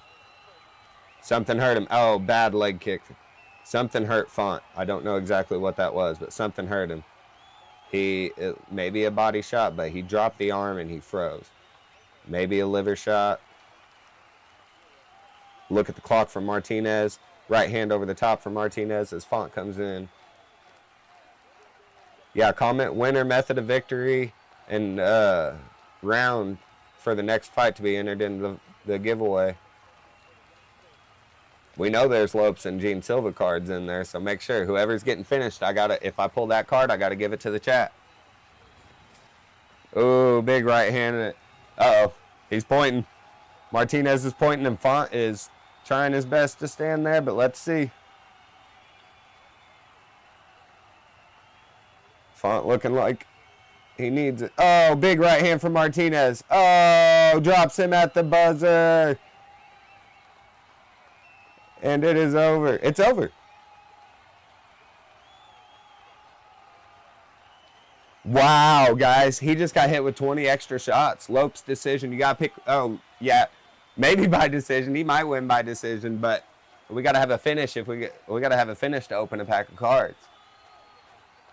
Man, he just got hit with like 10 extra shots because Mergliotta couldn't hear the bell. Did y'all see that?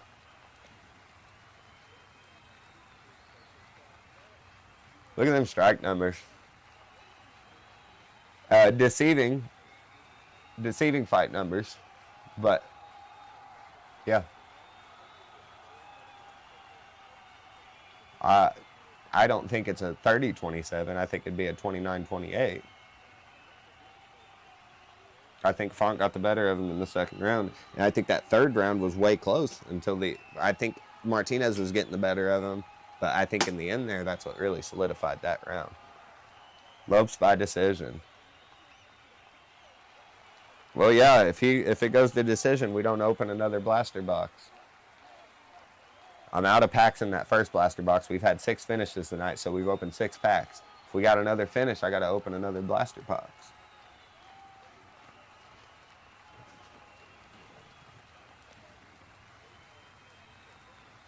So let's see what the scorecards are here. He's stoked, people. Font talking to someone in the crowd, I can't tell. Maybe his wife.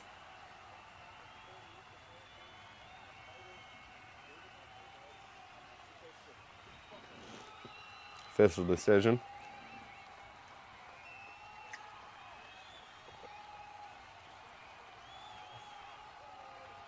$29-28. $29-28, all three. So everyone gave Font that second. Oh, Font was hoping, but he knew. How would you feel? Well, I mean, it's easy for us to sit here and say how do we feel. We're nowhere near in their shoes. But how would you feel about if you did win a decision that in a fight that you felt like you lost? Like, do you think you would feel good about that? You'd probably be happy you still got your money. You know. So yeah, David Martinez, 3rd round decision. Think that was a 5-round fight, it would have looked differently either. Uh-oh, my mouse has died. Alright, gotta find a charger. My mouse has died and I've got to change some stuff.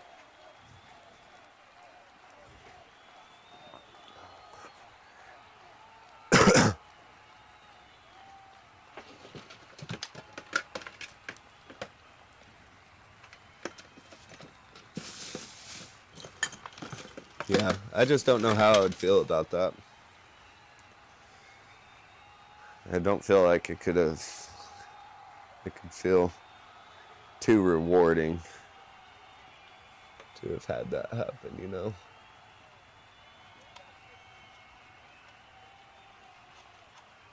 Mexican fighters 5-0 for the night. Wow. Now, well, do we really say 5-0? Because that one, I felt like that was a bad decision. Even though, I mean, she was pushing the pace the whole time and the other girl was backing up, I think Ferreira had that win. I don't know. Maybe I need to watch it again. David Martinez, karate and kickboxing black belt. You can tell. Got a good karate base. He's excited. He's giving a good motivational speech right now. Y'all still hearing me loud and clear? Looks like it. I don't know when these mics will run out.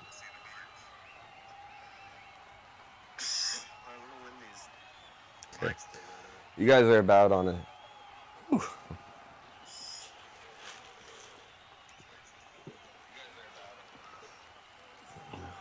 Sorry, my sugar's dropping a little bit, guys. Every once in a while, I just... all of a sudden tank. It's crazy. I have I've never heard of anybody else that has this, but I have a give, and it's I sneeze. I didn't that time, but I felt it coming. But I'll sneeze every time I'm about to. All right, so we got every time my sugar's dropping, I'll sneeze right before it. We got change this to a 5-round fight. So I'm going to take this away and open up my 5-round fight 1. Because we're ready. Because we're ready. All right. So that's good. Now let's get our fighter names updated here.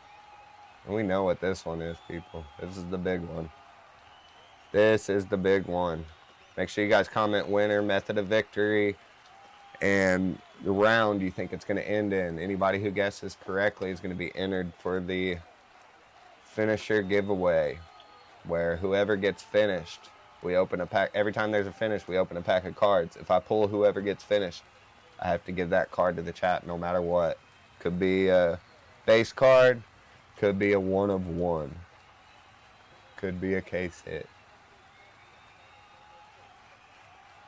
Not tonight, because we don't have a case hit tonight, but y'all know what I mean. All right, and they're not bantamweights. They are featherweights. Let's update that.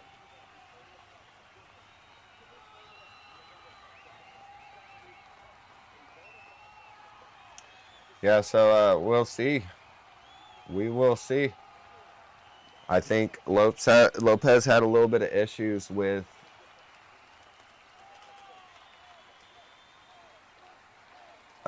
the height of Volkanovski.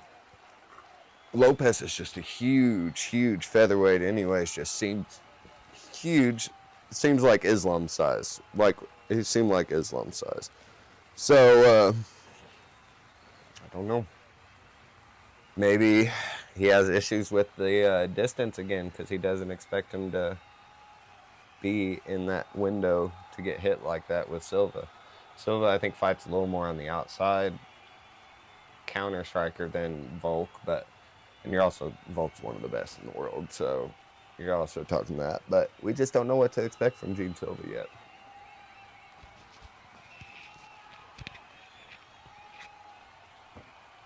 Let's see if we got any updates from anybody.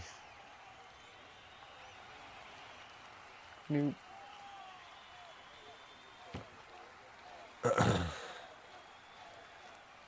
Yeah, we got a finisher, man. He's just crazy, ain't he? Did you guys see the thing? What was it? His mom was raped by, or I guess you can't say that word on here. His mom was assaulted by 3 men, and then, man, you can't say either of those words, and then went back and took out those 3 men, and like I don't know, he watched it or something like that. Yes, I saw that. Yellow Combo, you know the rules on that? Like, I know a lot of people that are like, man, that Bryce Mitchell finish, he was just spit all over Bryce Mitchell's face while he was unconscious. Man, that was intense. Do you know the rules on that? Yeah, she ended their lives. Okay, so that's how I need to word it. What about the other one?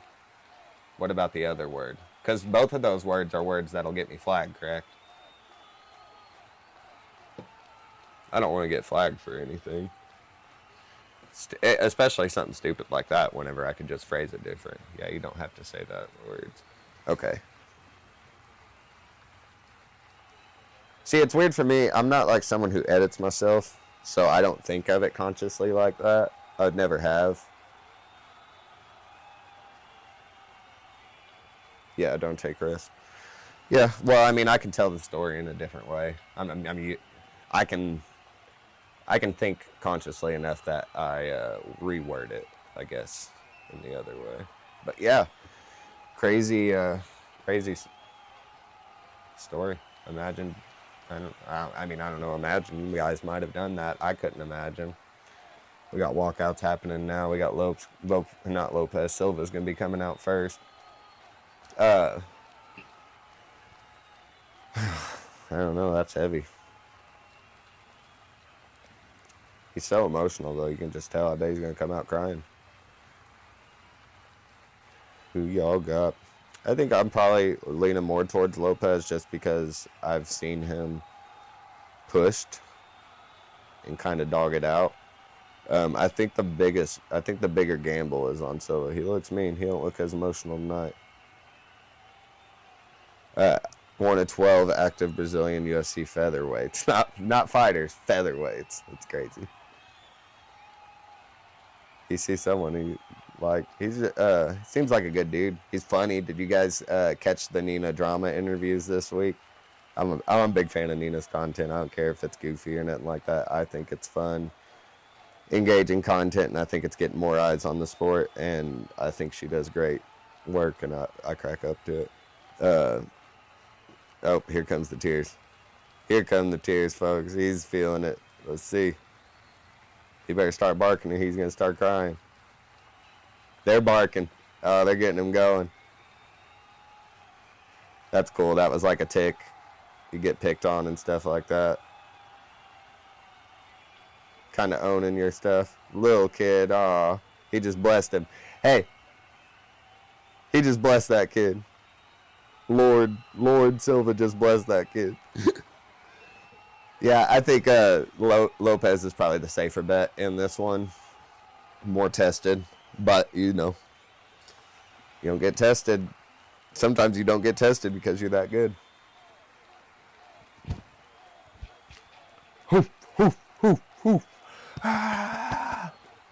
He's excited. Are y'all watching live? One who can, you back in here for this one live?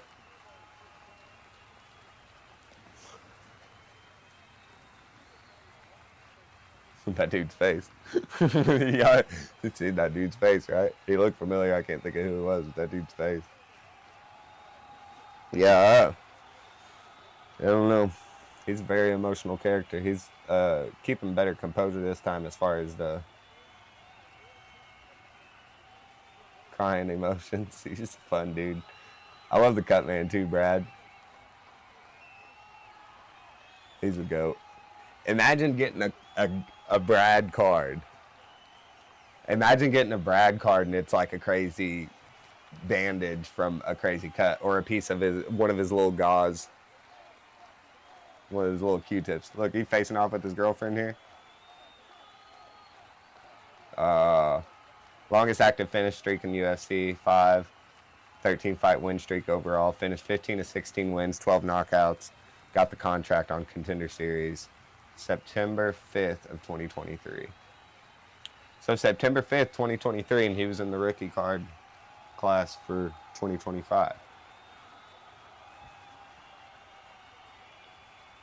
Let's see. Wouldn't that be crazy? Wouldn't that be crazy? He comes out and finishes Lopez, and then I pull a 1-on-1 Lopez, and I got to give it up. I'll stick to my word for this one, but we may have to make some rule changes. Something like that happens. Oh, I ain't sacrificing the longevity of the page. I get a 1-on-1 that'll sell for a couple thousand, and then I gotta give it up. Oh God, that'd be crazy. We'll see. We ain't had too much luck tonight. Our biggest pull is that Shavkat Rakhmonov to 99, Allen Ginter, green refractor. I don't know. Silva be taking his sweet time walking to the octagon, but he knows it's his night.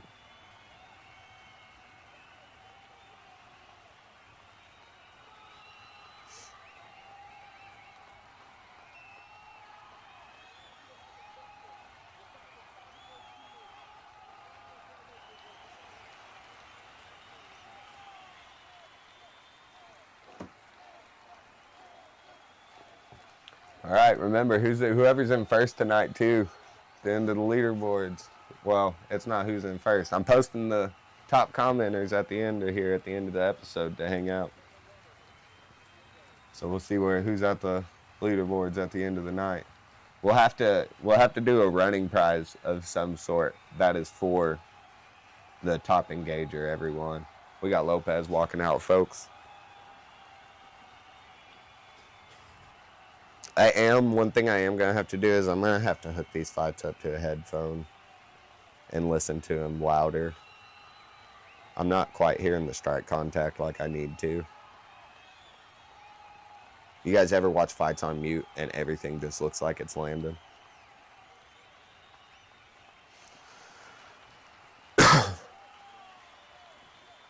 Uh-oh. Here it comes. Mustache cracking me up, though. Y'all know? No, he said, no regrets. It's no regrets. A lot of issues about him being Brazilian and representing Mexico. Like, come on. Give me a break. I live in Marion. I can't represent Cary Mills.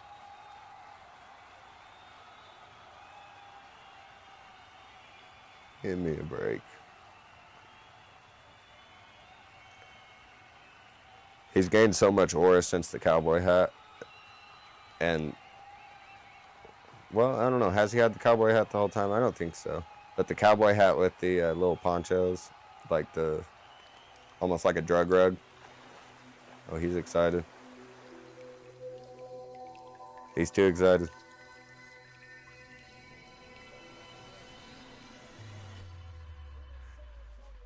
Yeah, Brazilian by birth. Trained in Mexico. All of his success came in Mexico, and then they want to hate on him whenever he says he's also he represents Mexico. Like, come on. He looks so goofy. He looks, I got a buddy too. It cracks me up. He, not so much with the mustache, but I've got a buddy that he looks like, and that buddy was a fighter too. He actually got a nice head kick knockout one time. But he was a fighter. He looked just like him to me. Cracks me up. Actually, everybody, it was these three brothers, all different ages, and I think at one point they all ended up having an MMA fight.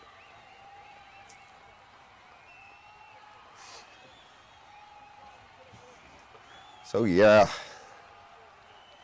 Lopez about to go in there, getting greased up now. Exciting fight, energy's going crazy already. Finished 22 of 26 wins, 10 knockouts and 12 submissions, third highest knockdown rate. He averages 1 knockdown per 15 minutes. He's got 1 of 12 triangle armbar submissions in UFC history. So the Lopez to win by KO plus 600. That's a good bet, guys. That's a good bet. Lopez to win by KO.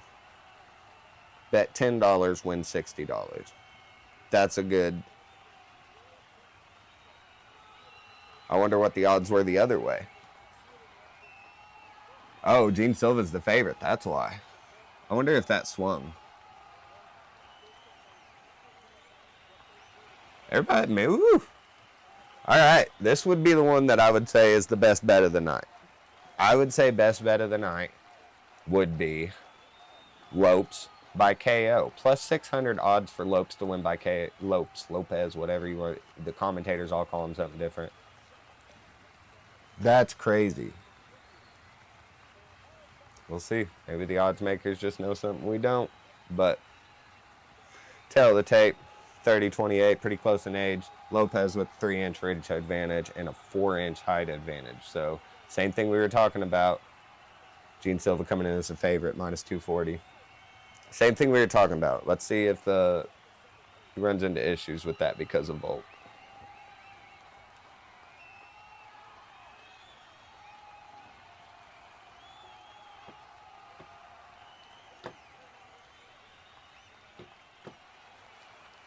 All right.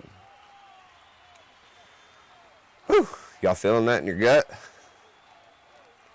Got Chris Lee, Sal Diamato, Junichiro, something. I don't know. Mike Beltran's officiating this one. You feel that in your belly, folks? That's the feeling of consequences.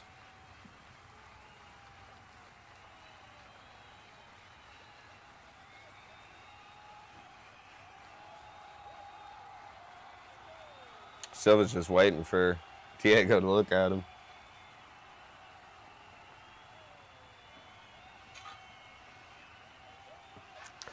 Sold out.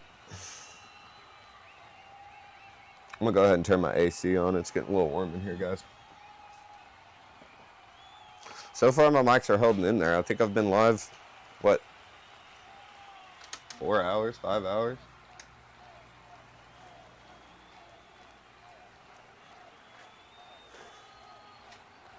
I don't know. I need a timer count. See how long I've been live.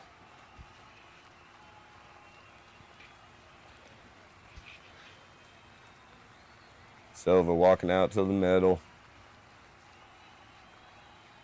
Closed his favorite in 5 of 6 UFC fights. Bruce Buffer walking him back a bit. He gonna give Brucey Buffer a heart attack.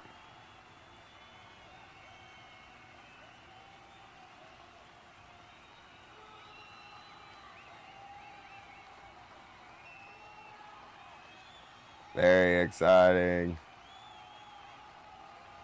Very exciting. Bruce Buffer had to push him off a little bit. He got pumped for that. Okay, so Diego's aura went up with the cowboy hat and the ponchos and down with the mustache. Like he evened out. He looks like a menace until you take the cowboy hat off of him. And then he looks like he did it.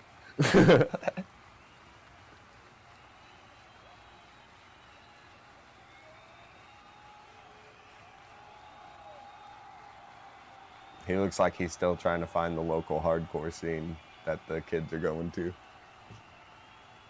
All right, we got face-off. Silva's already taking dominance into the middle. A little bit of clinch of the jaw from Diego there. First time locking eyes with him. I think he's just having fun, though, with it. All right, we got round 1. Let's get our fight clock on there. our timer going.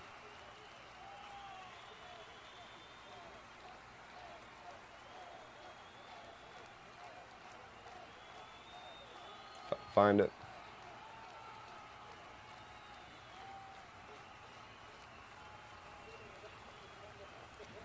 Oh, there it is.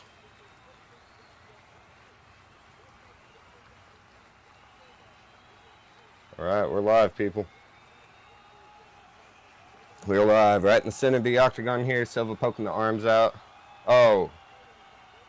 Silva with a little front kick. Looked like it landed a tidbit there. Silva real wide. Checking. Looking to step on the toes of Lopes and come in with an overhand. Front kick on the shoulder for Silva. Establishing the distance. Silva keeping them arms out there, keeping Lopes from reaching out and seeing how far he is.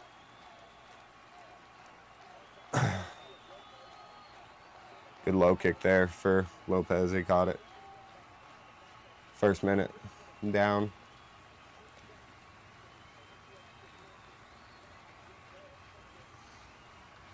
Nice pedestrian start so far. Lopes with a good low kick. Silva pushing on that teep kick again.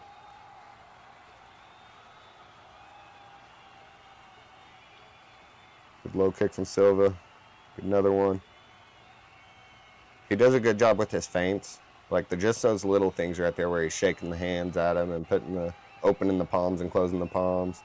Could tell that spin was coming from a mile away, and he got his back taken and went for a ride and laughed the whole way down.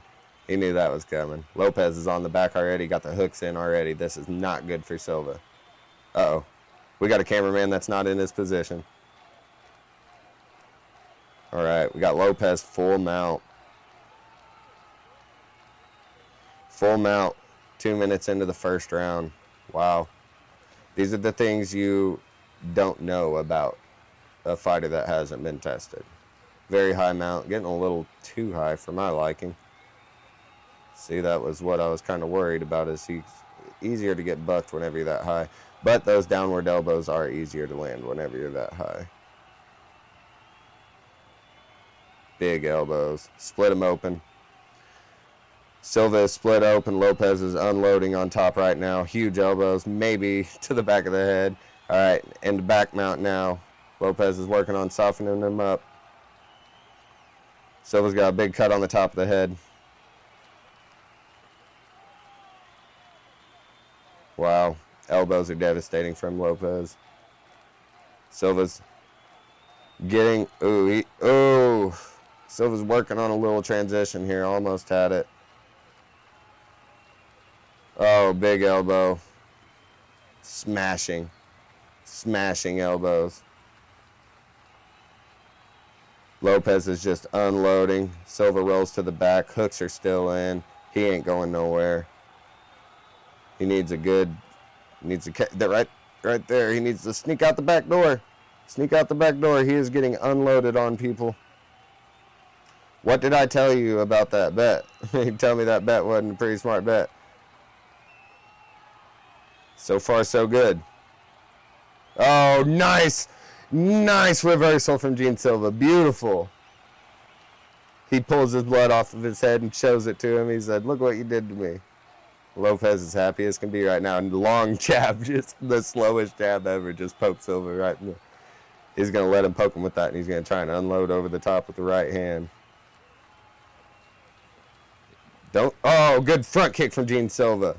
Right up the middle. Lopes grabs the Adam's apple. That's just a tick. Whew. All right. Silva has officially been tested. Good to escape after that. Kind of crazy. Spin. He's looking. Watch his right arm. He drops that right arm almost to his knee. And what he's doing is he's setting up the torque for that spin. So the hands get kind of Wonder Boyish, kind of wide and down a little bit like that. He's setting up that torque, throwing that hand back there, and it's aligning them shoulders up perfectly for a spinning attack. Usually a wheel kick whenever you're doing it like that. spinning back kick more just a pop and turn, whereas the spinning wheel kick is more like a lawnmower motion, like you're doing a pull start on a lawnmower. Jab, jab from Diego. Big test. Big test. Silva marked up. Licks his own blood. What a weirdo. Marked up. Oh, boy. So that was one of the things with Lopez, too, is he comes out strong like that. First round, you got to survive. Even in the Volk fight, I want to say it went that way, too. I kind of have selective memory with fights. Like, I remember what you made me remember. Like, something that stood out. That's the things I remember people for. If you could have 10 fights for the UFC, and I won't actually remember who you are if you haven't done anything that makes you stand out to me. I'll remember seeing your name, or if you're on the losing end. Like, there are some people that I recognize because I seen them on the losing end so bad. So, all right, we're at the start of round 2 here. Let's see. Silva's still having a good time, but he is marked up. Got little bumps all over. Silva looking for the handshake. Let's see if they do it. They'll do it. They'll do it. Silva's still looking to really do that, what I was talking about. He's putting a really, maybe it's just his range and how short he is. 10-9 Lopes after the first, 10-8 Lopes. 10-8 Lopes. That is a possibility.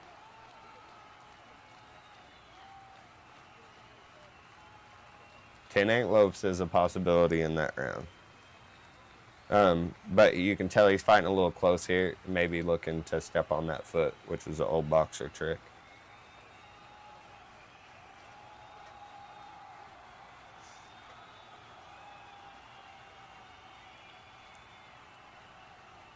Silva getting a little closer here.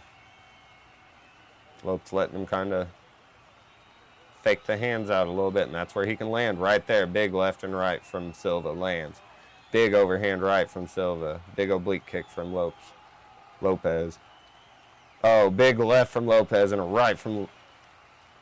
Big right from Lopez and a left from Silva there. Silva initiated it, and Lopez caught him on the break.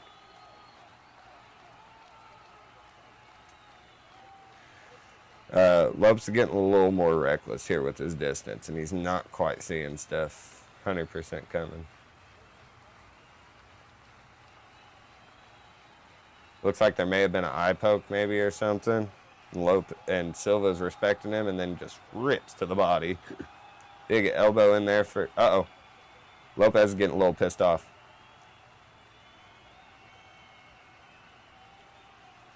They're both landing hard shots here. Big right hand from Silva. They're both just smiling so much. Oh, my God. Silva. Oh, spinning elbow for Silva. Silva with these chopping elbows, though. Straight 12-6 on standing. That was a hard low kick there. Oh, he's got him on the cage. Here they come. Body shots. Rip. Oh, Silva caught him on the way out. Big right hand. Both caught each other a little bit there. Silva with the better of that exchange. Silva is pushing these overhands. Huge straights. Oh, 3 right, left, and right from Silva. Silva is unloading right now. He's taking this round. Nice straight from Silva on the stance switch. To the body, to the head. Another inverted elbow. Stepping in, lead elbow from Silva. Left hook from Lopez lands. Left hook from Silva lands. Low kick from Lopez. Low kick from Silva. Neither one of them got much behind it. Another one for Silva. They're looking for these big hooks. Oh, Lopez with the short right hook. Jab, jab. Poking, keep him at distance. Keep him that head away. Oh. Lopez almost looks like he's having a hard time seeing the angle Silva's throwing from, or expecting him to be as close as he is. Fence. Oh, Lopez caught him with an uppercut leading in. That may have been a slip, may have been a little bit of a drop there. Lopez is working on the back with 1:20 remaining. Silva's back to his feet. Diego's got one of the legs wrapped up in a little triangle. Could probably drag him if he wanted to. Boom, suplex. And Silva rolls and flips, and Silva is back to his feet, turning into him and trying his best to roll out of this, use the cage, and do everything he can, but he accepts the side control, bottom position.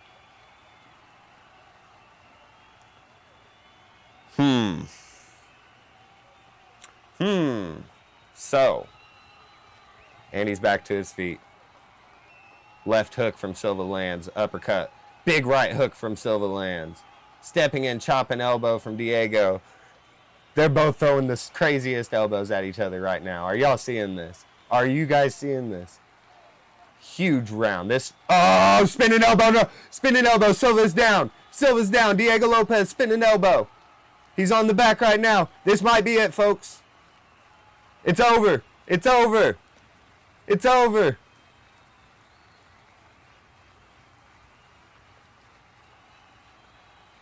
Plus 600. $10 would have won you 60 bucks, guys. I'm not saying I make the best bets all the time, but I'm saying I made that one.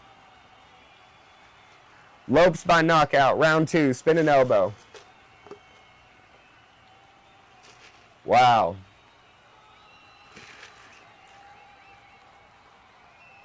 Oh, Gene Silva gets up and shoves Diego Lopez. I don't know what happened.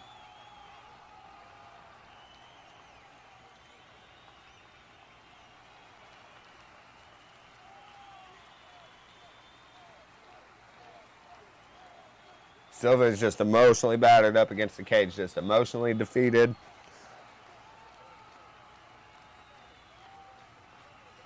Hey, Lopez is seeing someone in the crowd and he's flipping him off. I don't know who it is. He's fired up, people. Hunter Campbell congratulating him. Lopez saying, give me that money. That was knockout of the night, right? That was a performance of the night. Let's see here. Man, just Silva coming in too strong and a spinning elbow. He's seen it coming too and everything, and it just clipped him. And from there, he had a hard time getting up, was even holding onto the cage to try and get back to his feet, and just too many shots as he had that back mount.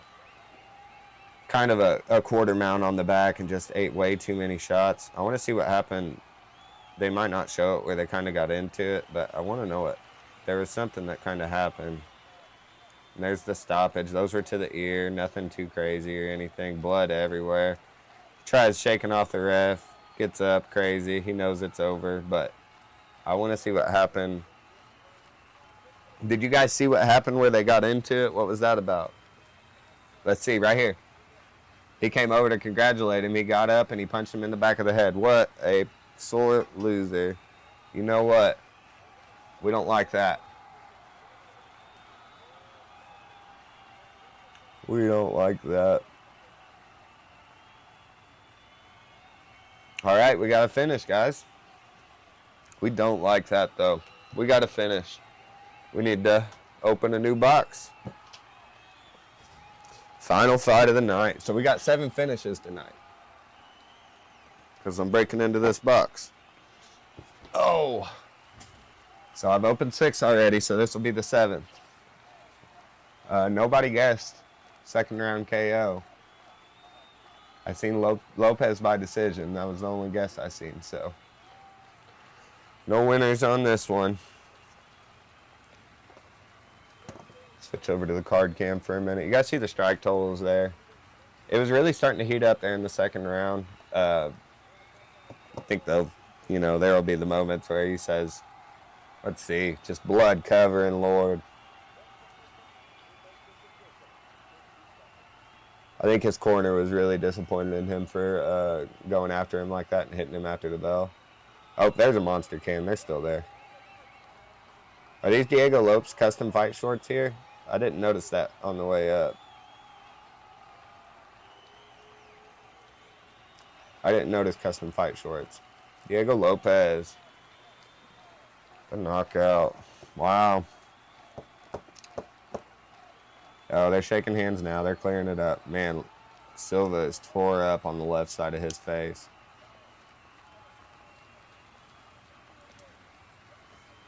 Let's turn it up a little for the interview.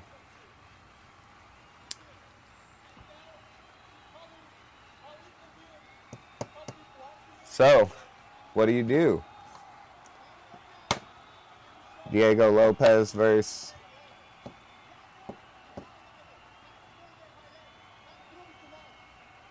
who? Because y'all think Lerone got the Volk fight. Everyone thinks Lerone got the Volk fight. So, what's next for Diego here? Masvar Evloev?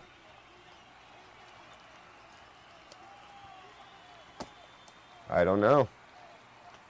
Switch over to the card cam and talk about it. Yeah. Oh. A little low-key heart attack there for that fight, though. I know that. Just sometimes the pressure is just outstanding. Danige says that was crazy. Wow, I'm speechless, Amy Kaplan says. Yeah. So we gotta open a box because we have had our 7th knockout of the night and there's only 6 packs in the blaster, so we're breaking into a freshie. We'll save the rest for next episode, I guess, which will probably be Contender Series on Tuesday. As long as Contender Series going, we're gonna try and go live for that.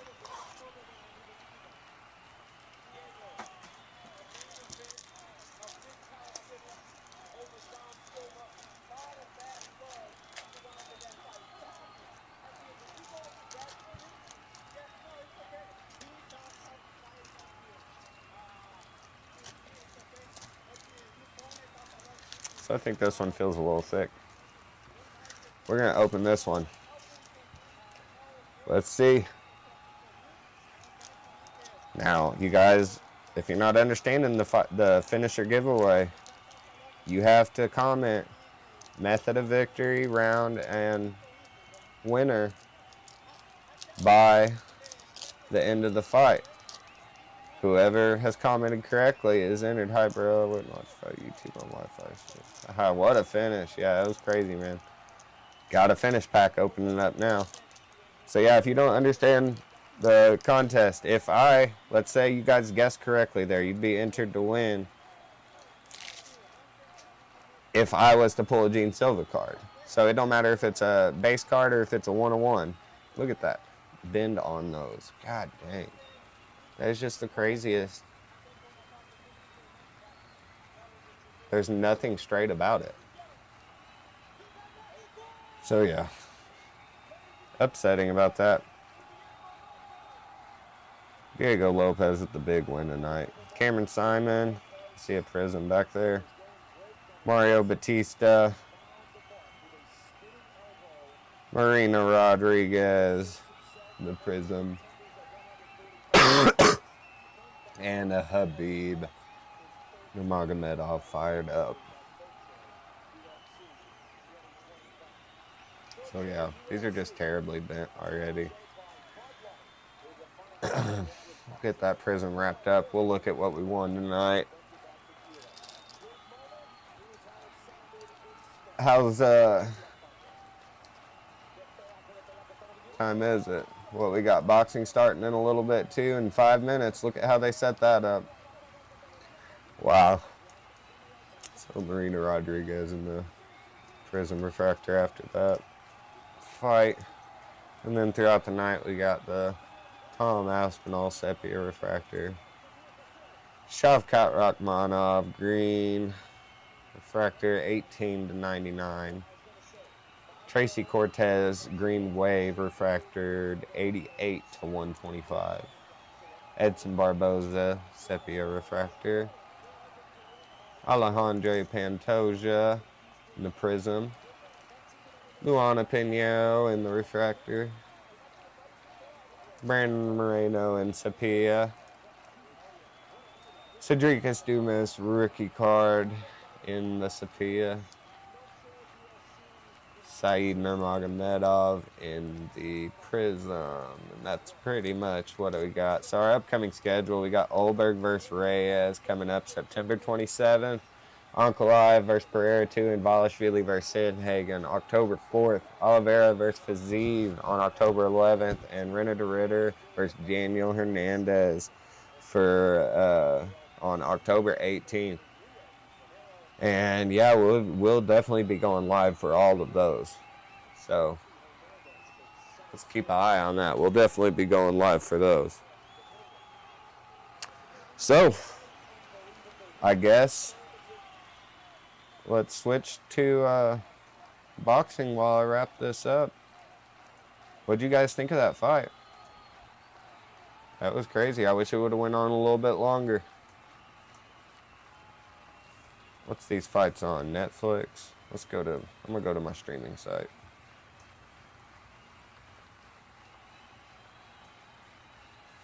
I don't have my Netflix signed in onto this account.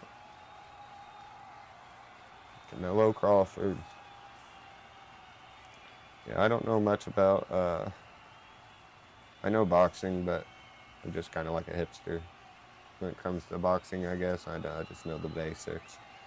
Nothing too crazy. Let's play it on here and see what we got. Currently, the screen just says no signal on this stream. It was great, man. It was beautiful. Yeah. Yeah. You got to get Lopez into them deep rounds. He's just too strong. And I don't want to say that Gene Silva had a... Canelo will probably take it. I think that too. My buddy Marcus, who, like I said, he'll be on the streams with us soon, and he'll be going. He says Crawford. So we'll see. We will see. He says Crawford is just going to be a little too quick, he thinks, for him. Crawford's moving up 2 weight classes to fight him, so I don't know.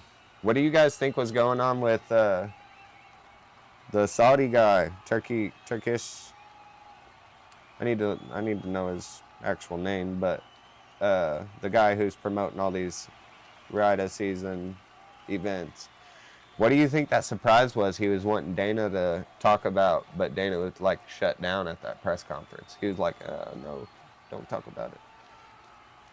Was there something big?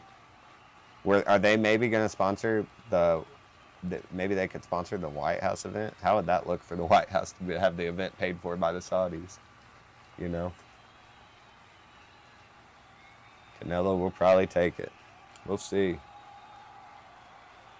We'll see how many fights we have on that. I probably ain't going to make it to the... I'll be honest, guys. I ain't going to make it to that one. Unless their pre-fight card's been going on this whole time, too. Do you guys know? Has prelims been going on? I don't think Dana would have done that. Have them going at the same time. I think that was the whole point of having Noche earlier. Because Noche wasn't even in their time zone, you know. Okay, so this says full fight card. There's only 4 fights.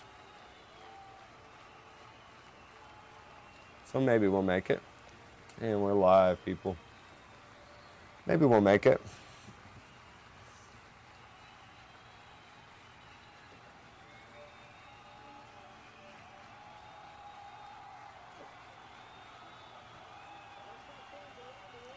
All right, we're live at Allegiant Stadium. I guess we'll keep it going. I guess we'll keep it going for now. Now it's time for the main card, I think. So they've already had prelims on then. That's cool. I don't know, maybe.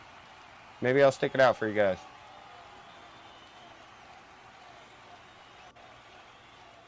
Maybe we'll keep on with the finisher. Obviously, there won't be any giveaways. There's not going to be any boxers in these. Would you guys be interested if man, Dana facing these off is fire. Yeah. Dana facing them off is a good look. I like that. It's an arm break. Yeah, I used to get these 3 packs for $6, and now I'm getting them $6 for a pack. And I'm not going to pay that, so I'm going to quit them pretty soon unless I get a sponsorship. So y'all send me some packs. I'll put your sponsor on the ring over here during fights. 12 hours. So I didn't know that. So you got a 12-hour live limit, and they will end your live. So what do people do then? Do you reset everything?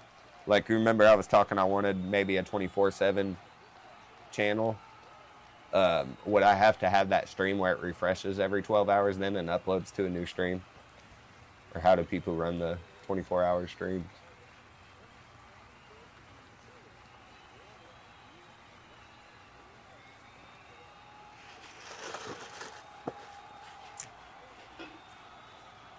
Are you guys interested in the Topps boxing cards at all? I know I seen his break. Let's switch over to the fight recap for a minute, guys.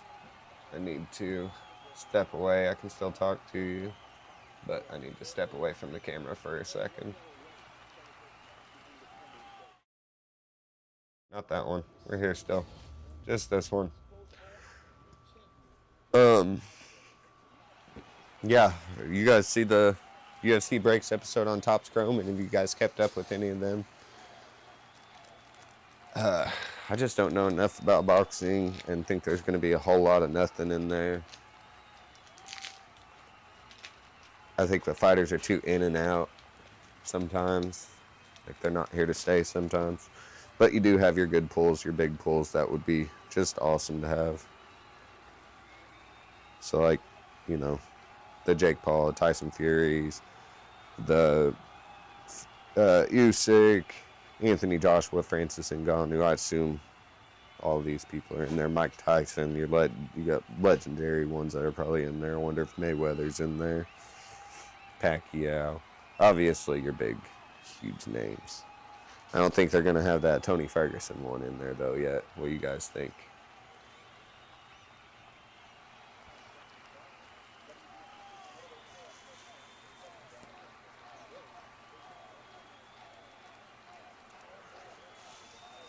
Well, we should be good on the 12-hour stream limit. We're still, I want to say I went live at 1:30, so we're still good. It's crazy people just do this all the time. Like 24/7 to do this would be nuts. You gotta constantly watch every single thing you do. Make sure you're not doing anything stupid. We're only human at the end of the day, maybe, I think. You guys into any weird conspiracies and stuff like that too?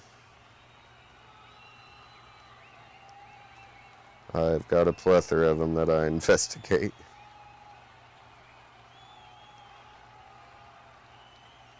Try and keep up with. That's one of the reasons why I said I don't think we're going to have fights every Saturday. Like, I don't think life is going to be what we think of life as it is for much longer. I think everyone's is going to start changing. They're going over the rules right now. I'm away from the screen though. I can't look at it, but I'm sure you guys know the rules of boxing. I do have a fight timer that has 3 rounds or 3-minute rounds and 2-minute rounds, but I don't have a round counter that goes to like 8, 10, and 12 rounds or whatever yet. I will make one. But for now, I'm just not even gonna mess with it. Maybe I can find a fight center to throw on temporarily. But it's not gonna be something that we usually do. I don't plan on going live for many boxing events. We probably go live for the big ones that if you're an MMA fan, you're also heard about, you know. Combat sports are cool in general, but I'm leaning more on MMA than combat sports. I do like bare knuckle and dirty boxing and karate combat and jiu-jitsu and all that, but the main focus is going to be MMA. But any super fights or anything like this, we probably will end up streaming. It's a big night for fighting.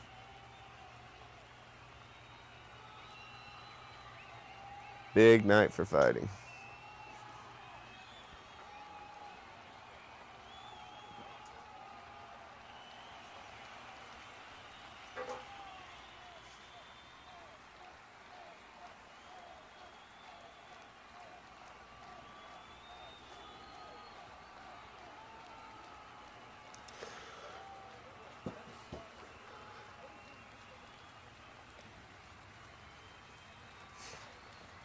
I'm winding down a bit over here.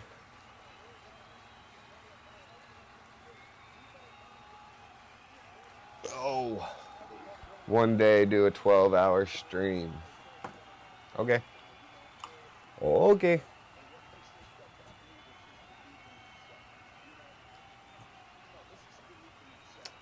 Sounds good to me. All about it. Let's see if I can find a let me see if I can find a boxing stream for you guys.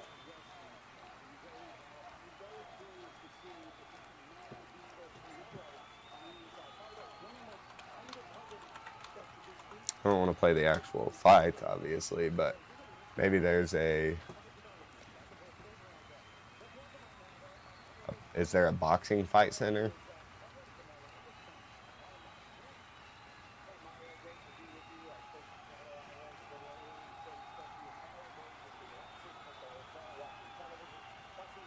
Let's see.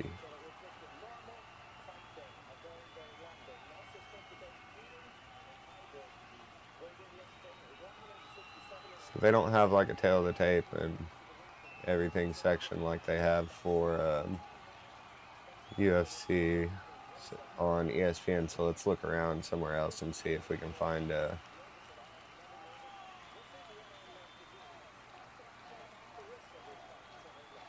see if we can find some events and results, upcoming events.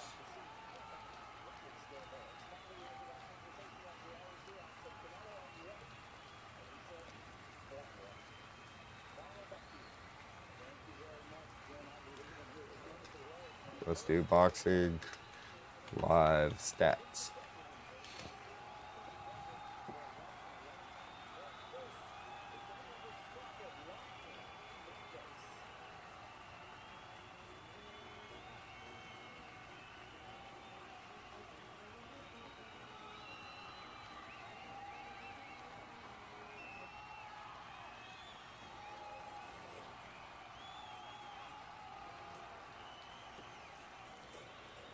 All right, so we got some pop-ups and stuff that are popping up with this one, but this should be okay.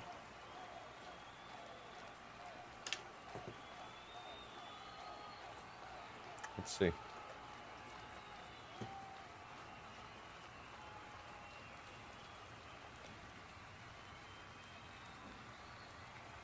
Let's see if we can add a browser source.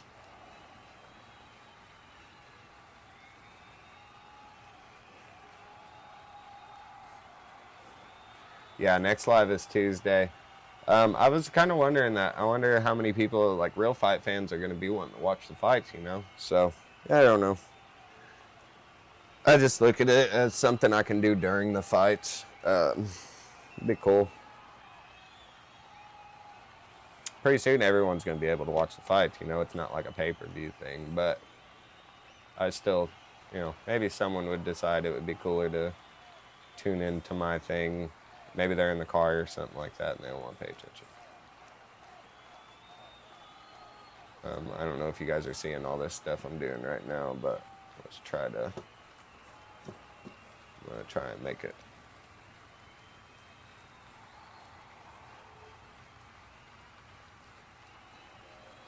Try and get some stats in here for you guys.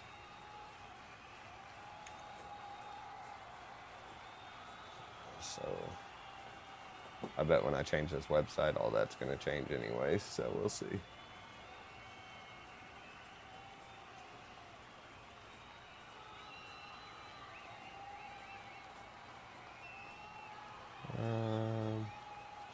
Safari boxing results. Okay, so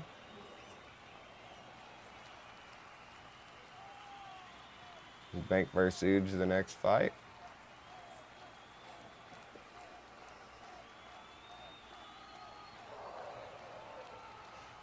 I don't know. I didn't look at the pre-fight schedule.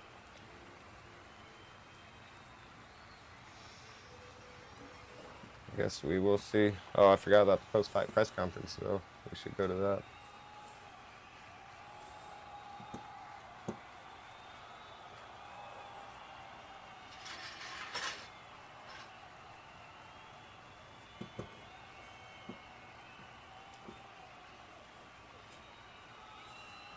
Let's see.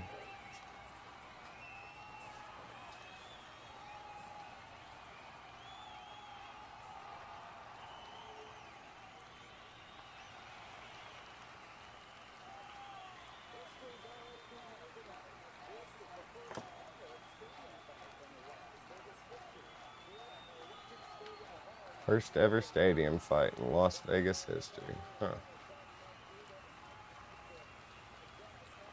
Alright.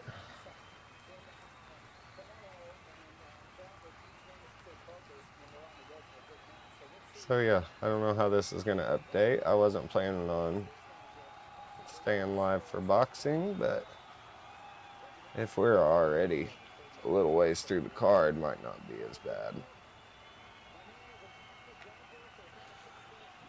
What's up, baby? I said, what's up, baby?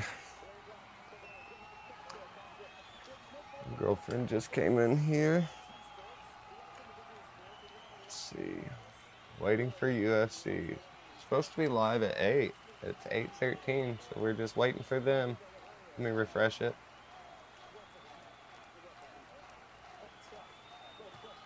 Nope, still waiting for UFC. So, we can watch that post-fight press conference while we're catching up on these fights, too. Kind of talk about what we did tonight.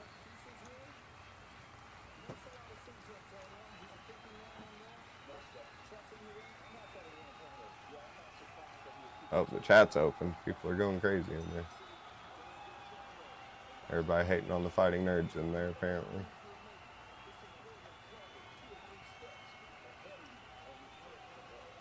No reason to hate on them. You give them tough fights and they have tough fights. That's what happens. I guess I need a boxing background too and not just a octagon background, huh? I'm going to have random boxing events. And I probably need to do a circle one for bare knuckle.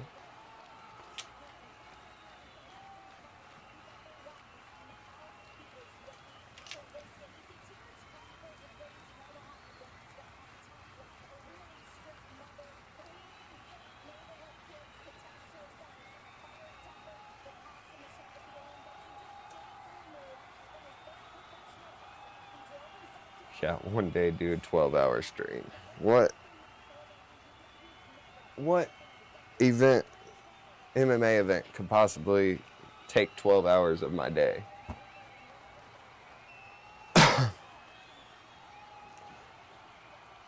That jiu-jitsu event the other day was really long. I don't think it may have been 12 hours. It was an all-day thing. The Craig Jones Invitational.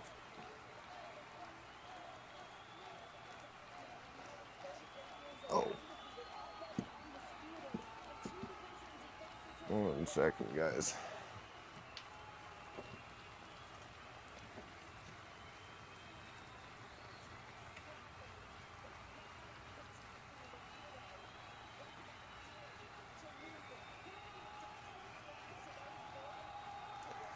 My mics have made it this whole time.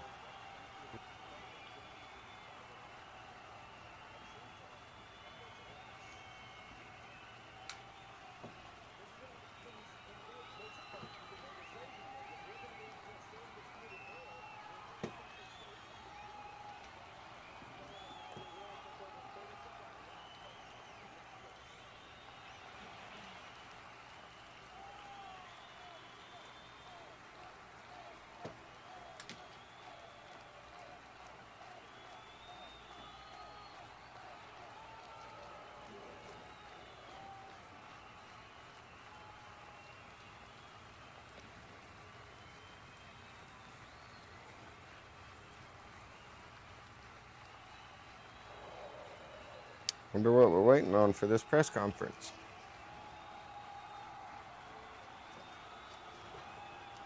Oh. I'm gonna mute myself for a second, guys.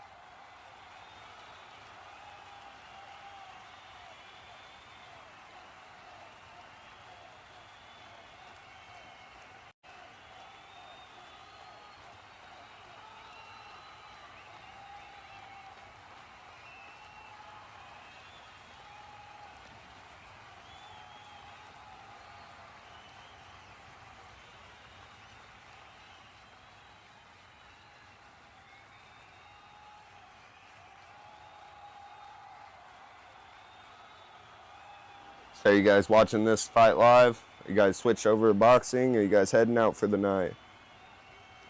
I think I'm gonna continue on with the finisher giveaway and open a pack if we get a finish in boxing.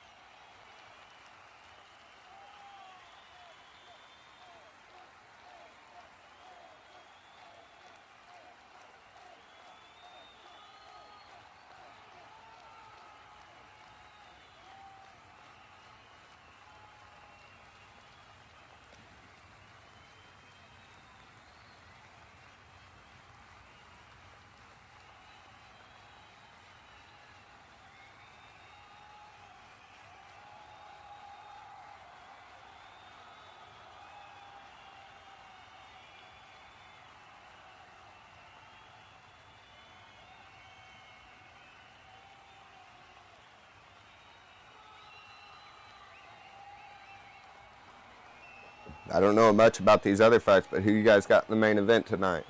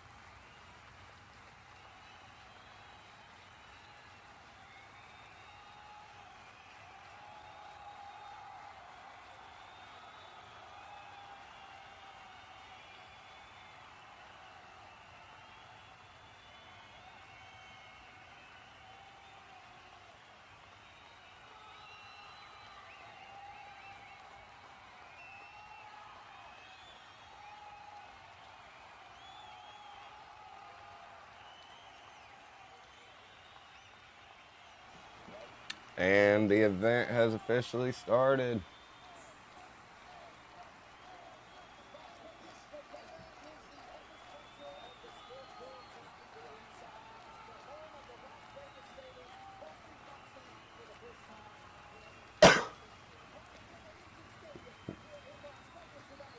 Whoa, guys.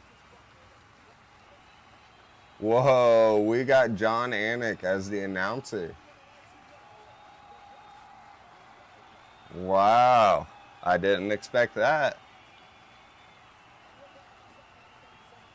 Wow.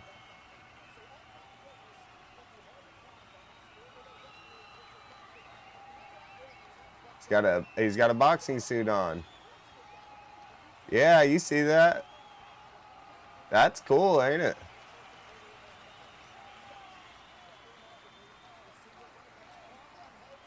That's cool.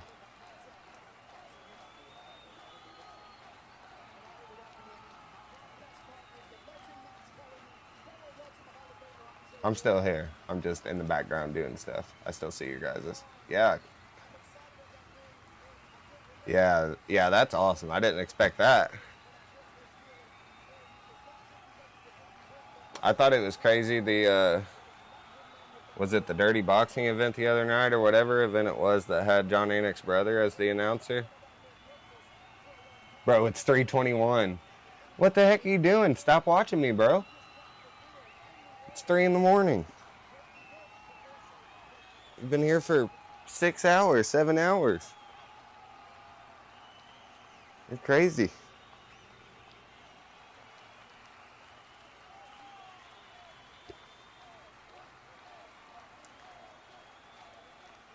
So you're not completely on the other side of the planet than me, but you're about a third of the way.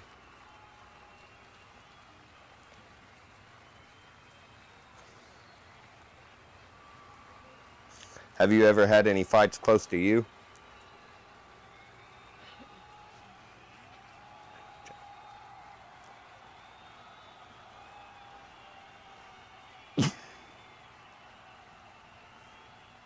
Has there ever been any MMA or boxing events close to you, wherever you are? I'm watching you in the events. Annex are taking over. Yeah, I know. That's awesome, though. I love it. I love it. It was crazy seeing it, the other Anik the other night. He did, I mean, maybe, a little bit amateur of a broadcast, but it came off like I was watching Anik. It felt like I was watching Anik, and he comes off as, they seem like just natural talkers, like the same way Bruce Buffer and Michael Buffer are both just natural announcers.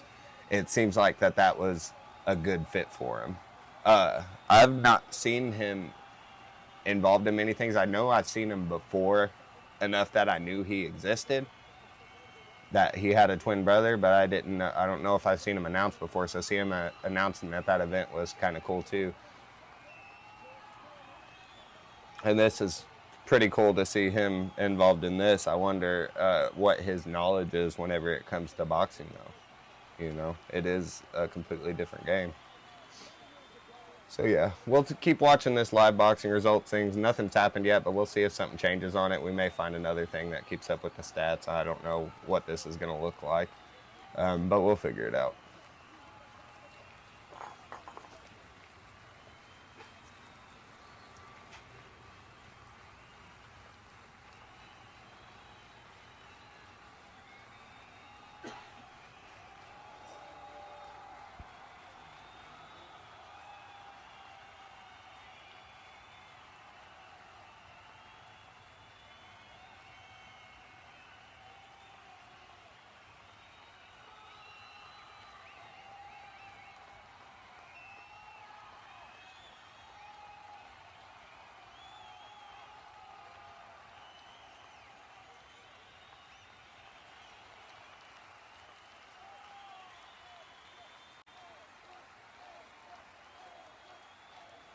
Man, the arena looks awesome.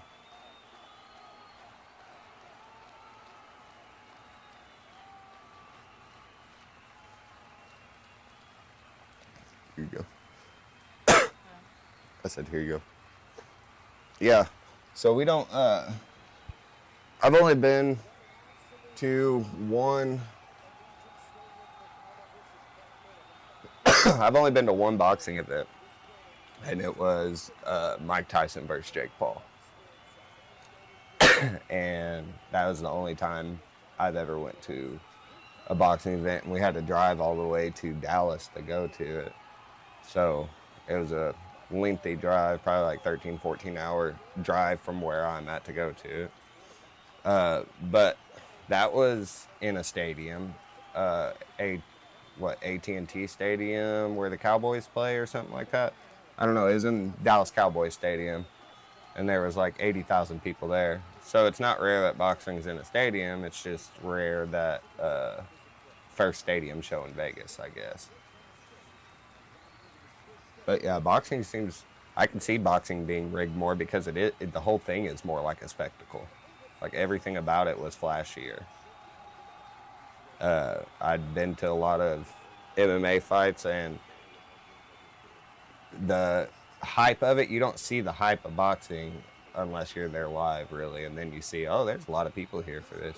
Now, whether or not there's a lot of people there for Jake Paul or whatever exhibition kind of event you want to call that or whatever, or even Taylor versus Serrano, because that was, out of all the fights I've been to, that was still the best fight I've ever seen, MMA or boxing. So,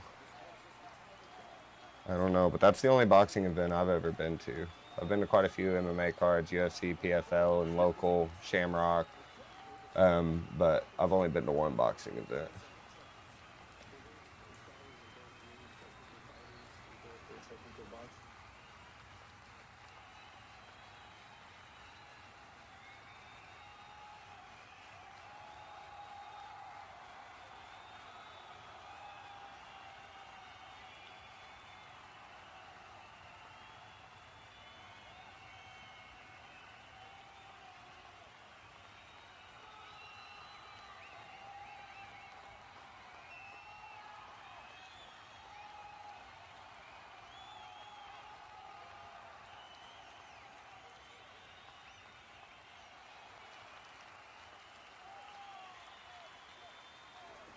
We got some fighter walkouts going. We got Travis Crawford walking out from Corpus Christi, Texas.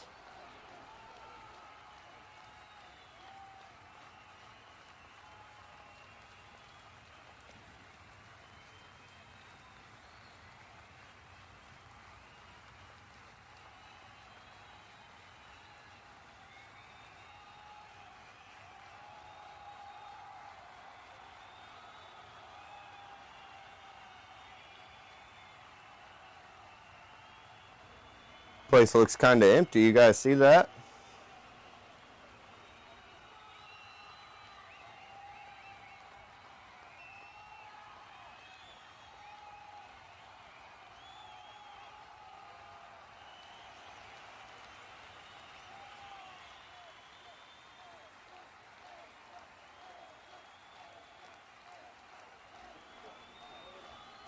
Imagine boxing, though, was still like it used to be, and it was like a round was fight until you get knocked down.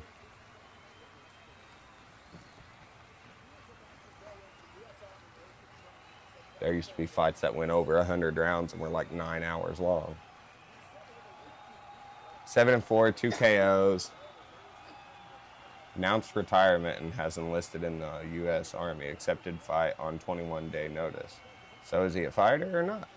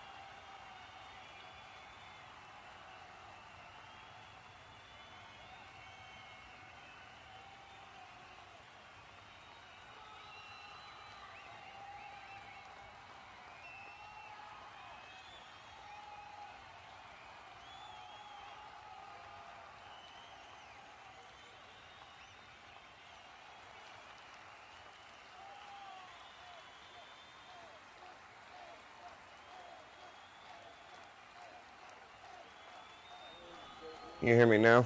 I forgot to unmute. Thank you, Fatah. Good call, sir. So I see these live fight results aren't the same. Yeah, I got my mic unmuted. Sorry, guys. I was going back and forth conversating. Nope, I see live press conference going. So yeah, see how it's auto-generating captions? That was a bitch to set up. We got stare downs happening right now in the boxing world, though. And me, I want to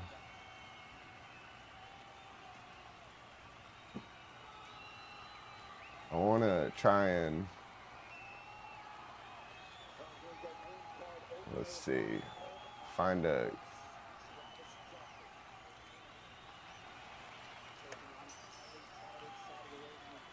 add this to this.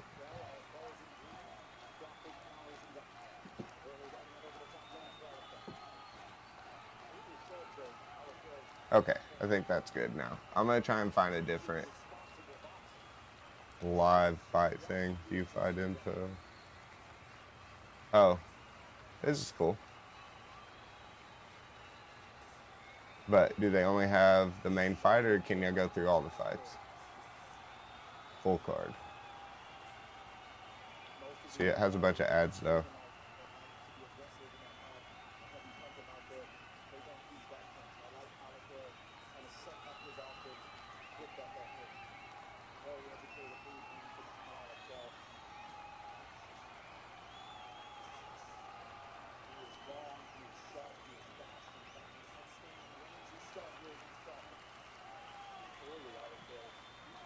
Okay, so here's what we got going on. Let's see.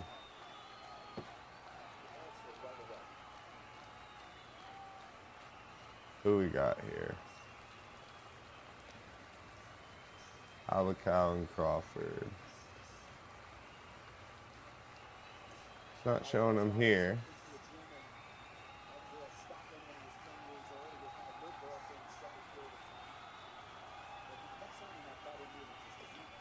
Huh. So this looks like what I'm looking for. Do you guys know a good place? Yeah, Lopez did it. Chihuahua. Sorry for the bad work. I thought you weren't speaking. No, you're cool, man. I kept muting my mic and coming in and out and turning my camera off anyways.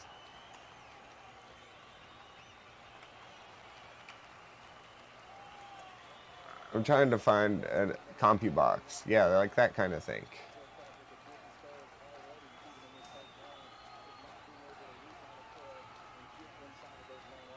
No, that's too old.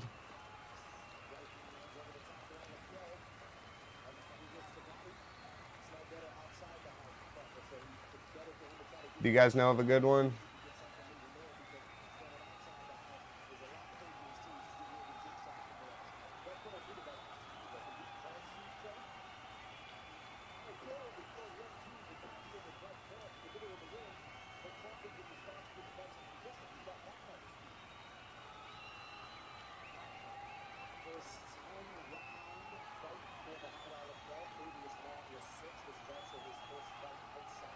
Yeah, I need stats though. There ain't nothing. There ain't no stats.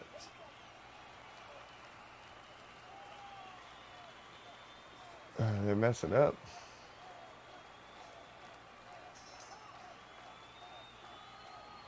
First round's over. Couldn't tell you who got the better. I'm trying to find a good fight center here for it.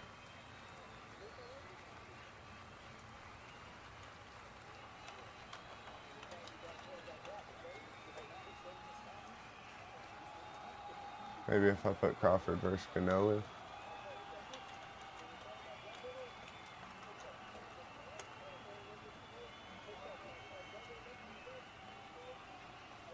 Oh, looks like UFC is going to start having it on there. I don't know if they have it right now.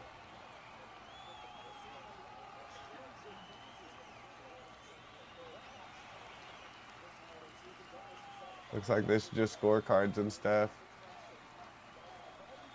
But maybe they'll soon have a fight center on ESPN for it as well. See what CBS has. It's all just like news updates.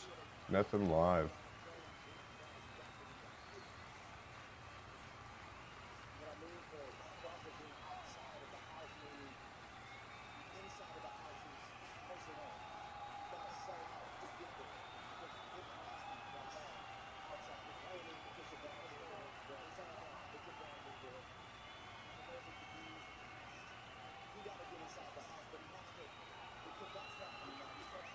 Yeah, I don't know, guys.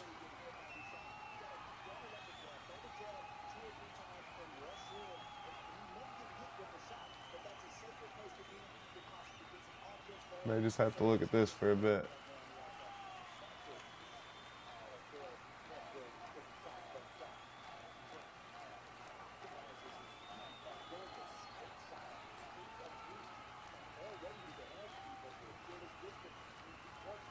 We just watch the fights. We're just hanging out anyways.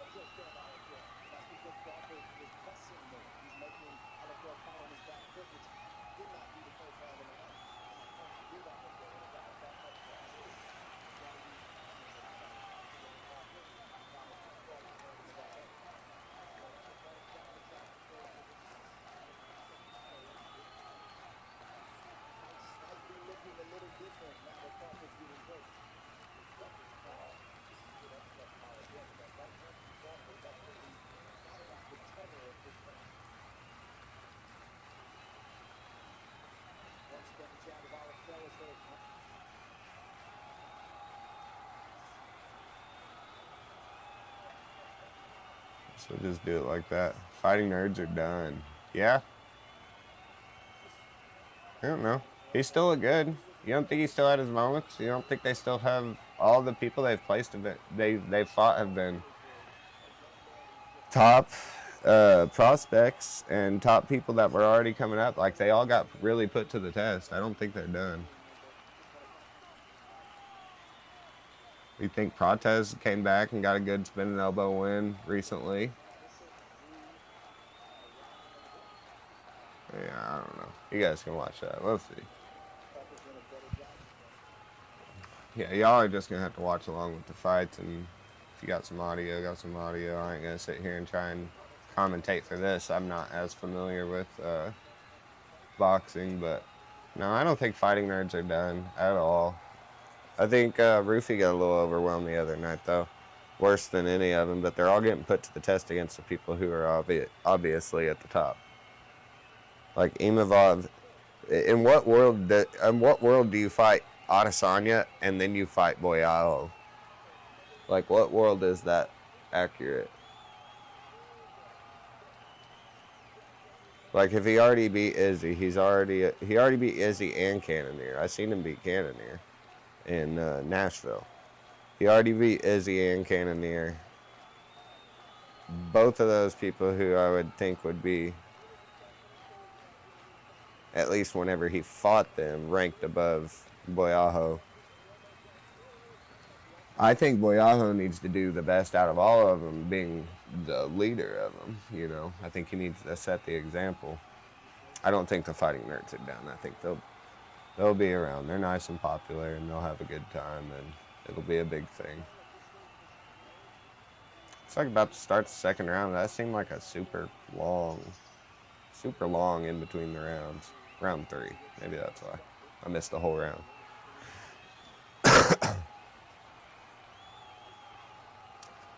So we're still looking for finishes. I still got some Topps 2025 Chrome out of this blaster I just opened. If we get a finish, we'll open a pack. Obviously not going to pull any of these fighters in the Topps Chrome for the giveaway, but we'll still look for some cool stuff if we get a finish. You just never see as many finishes in boxing, but you see more deaths in boxing because of the 10 counts and everything, multiple concussions. Too tough for your own good.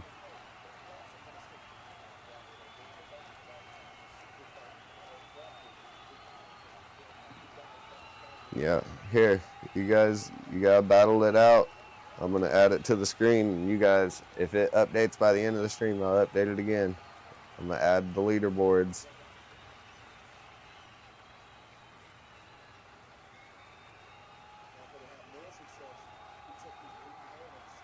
Let me figure out how to do this.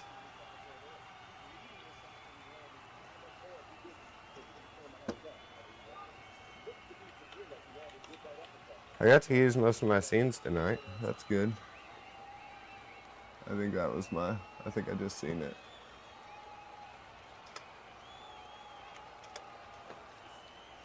Yeah, what do you guys think? Did the stream run a lot better this time? Everything looked good, no dropouts, no nothing crazy like that. Well, it's not fight card and results, but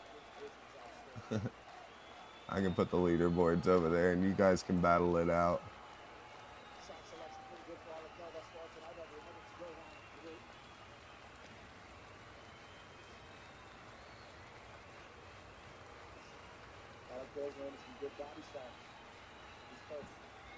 There you go.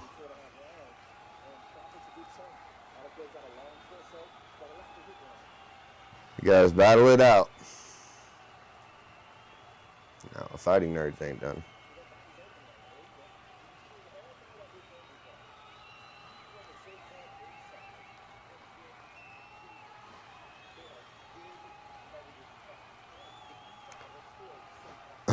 See him talking to Rodriguez, was it, over in the post-fight press conference. He saying anything cool?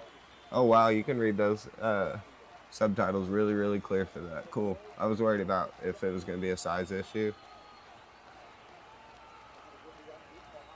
How is the text on everything? Is anything hard for you guys to read? I'm sure, like, can you guys read the live chat? I'm sure you can read, like, the news bar and, obviously, the boxing news I just threw up there, so I ain't really worried about that being too legible. But is everything readable to you guys? And how's volume and everything? Crowd noise, mic volume, volume of the stream. And are you hearing it too loud, possibly too? Let me know.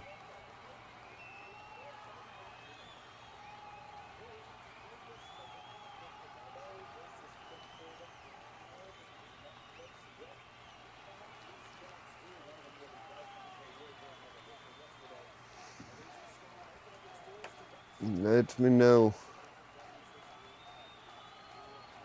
Do I need to get boxing cameras or boxing cards for the boxing fights too? Would that be a thing? I just don't know anybody. I know the main people, that's it.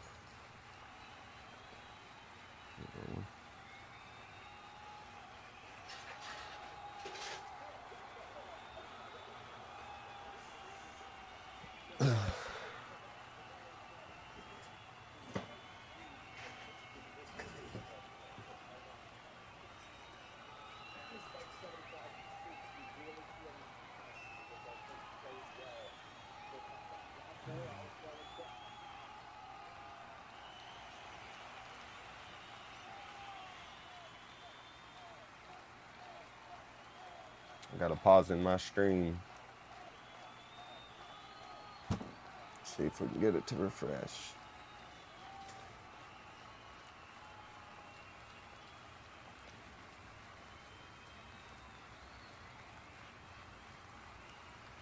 How's your guys' streams been running ever since Stream East got popped or get popped? Have you guys found a new source?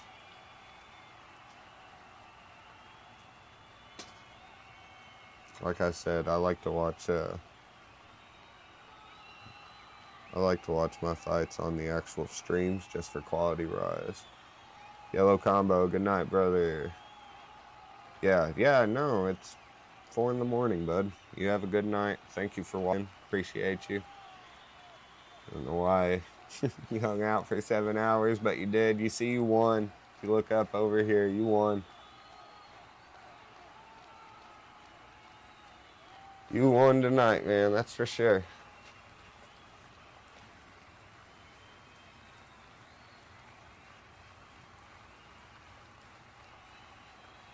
We'll maybe figure out a prize for that. Whoever. Maybe we'll do some sort of prize every episode where it's whoever has the most watch time gets a prize, and whoever has the #1 badge at the end of the stream will get the other prize. I don't know.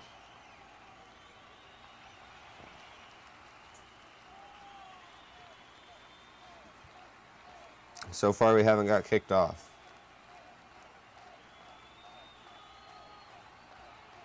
I appreciate you watching, Yellow Combo. You have a good night. My fights went out. Let's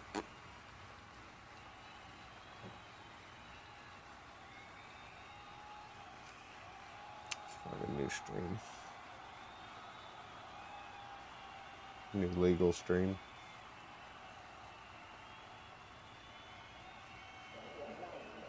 Looks like we're in between rounds.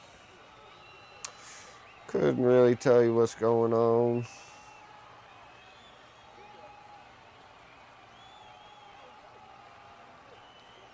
Chee-wee-wee. Yeah, Lopez, big win tonight. What'd I tell you guys, though? I said right before it, whenever I seen those odds, plus 600 for Lopez to win by knockout is a good bet. Got Terrence Crawford walking in the building, 41-0, 31 KOs, 4-division world champion.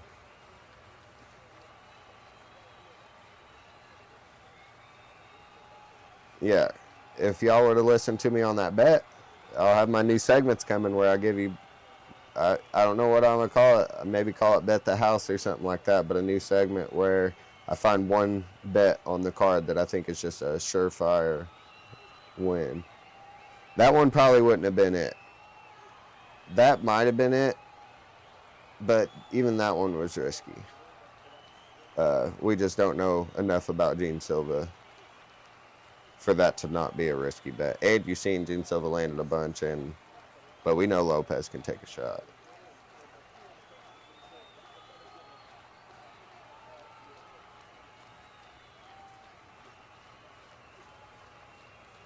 About 40 seconds into the 5th round here.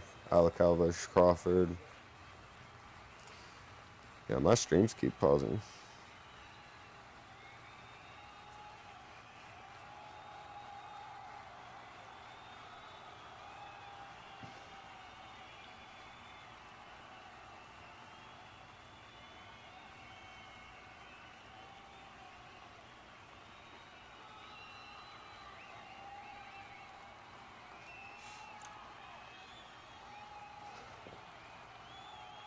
So what is StreamEast? Is it just like a website, or is it like a server that is on multiple websites?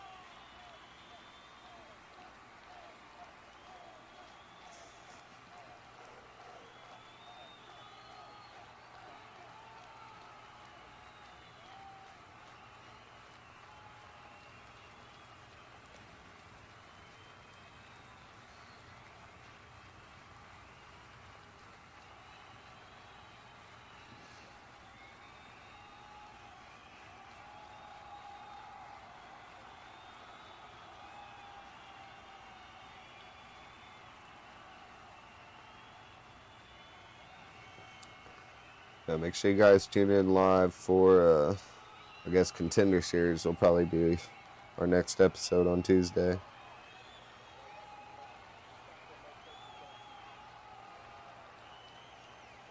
We just watch it like that. Total punches, 19 landed for Alakal, 7 for Crawford.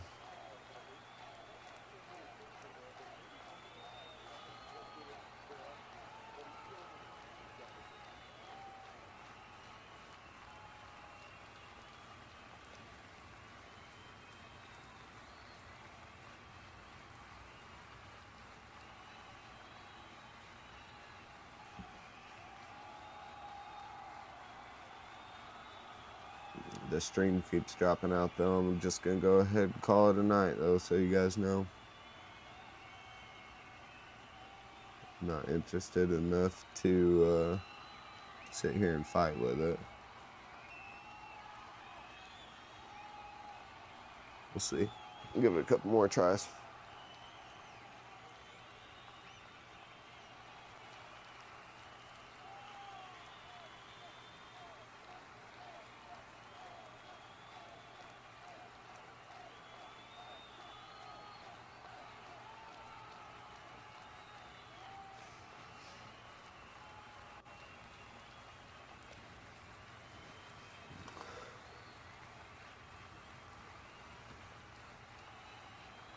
Last couple tries here and can't get it going. We're going to open a pack and get the heck out of here probably.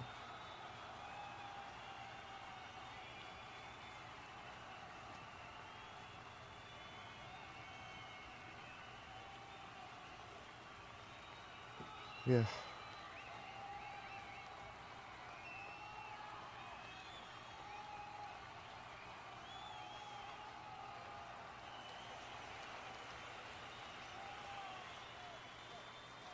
Alright, got it going for now. Round 6 about to start.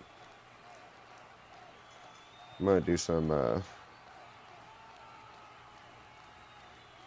prep work for next episode.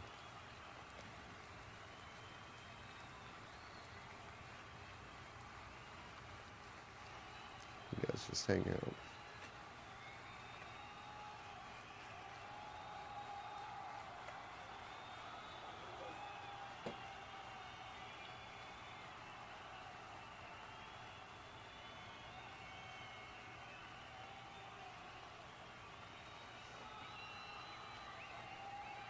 Yeah, it just seems like they're slamming the stream, really.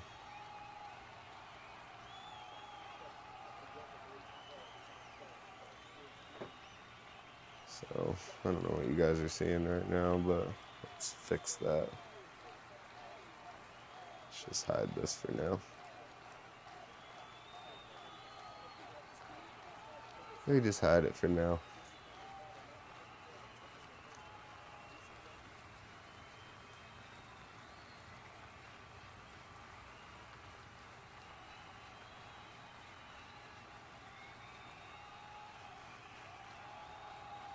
Alright. So there's our engagement for tonight. Throw that up there. I'm gonna set up some stuff for the post-fight stream. These fights are in and out, so we'll just see.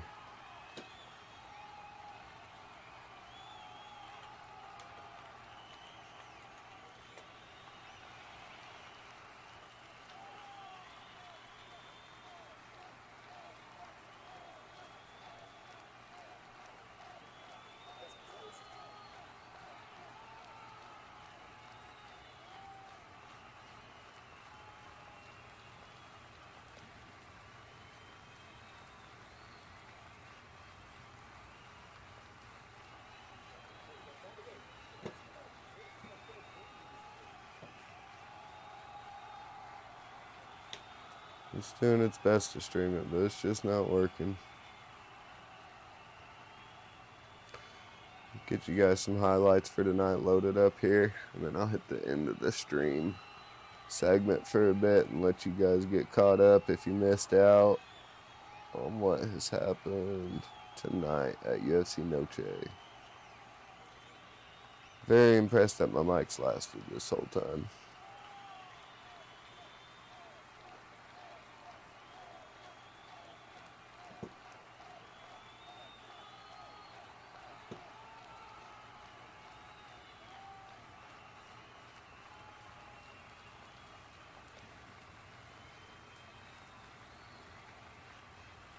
So anymore, it's like you gotta get a finish to get an octagon interview.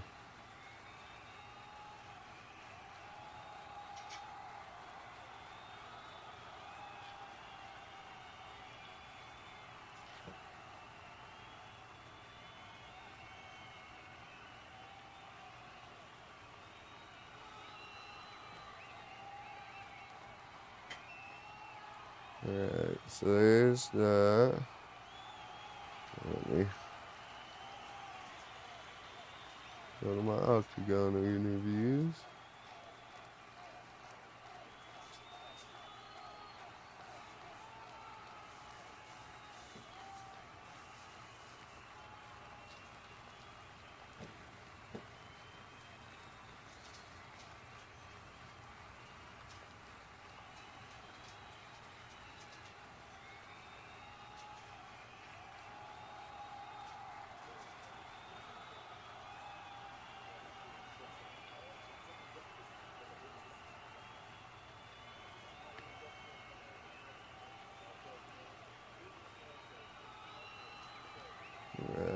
Remove this one. Sorry, I'm cleaning out my playlist. And then, alright, so we've got our highlights for tonight going, or our interviews. Let's get some highlights together.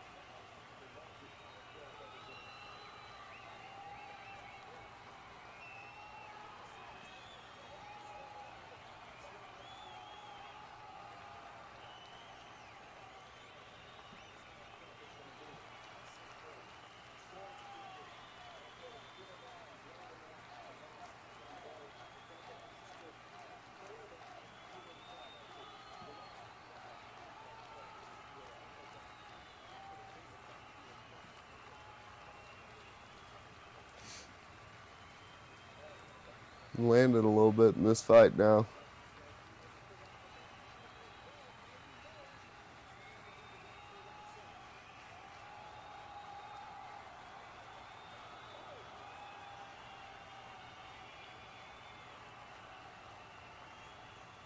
Not too many highlights out there yet for this. We'll upload it, update it as we get some more coming in.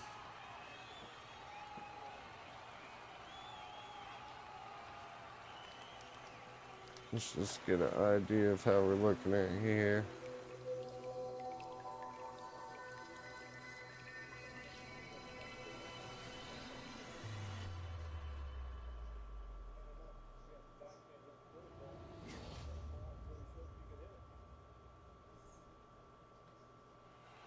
Refresh all these and get them playing.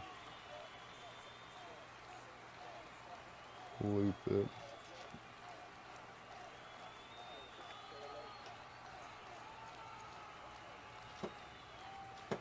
Didn't have many highlights for my square section, I don't think. But we'll keep that going too. And we'll just take a look here over at the stream.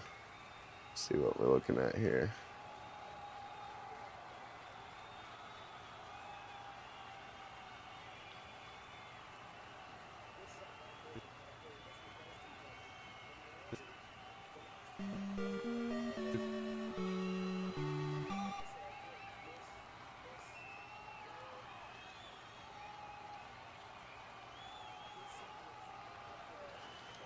So yeah, I think that's probably going to be it for the night, guys. My streams are working now, but they start messing up. It'll probably be it. Let's finish this one out and see how we're looking. But I ain't got much more in me, fellers.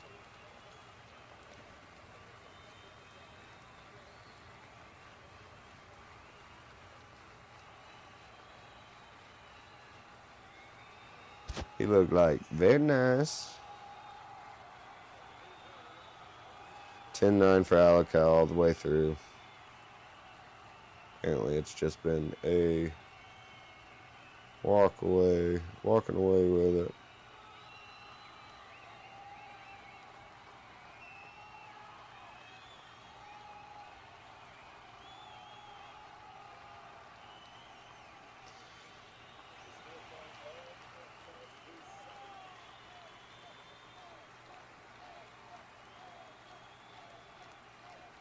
Jab, jab, jab, jab.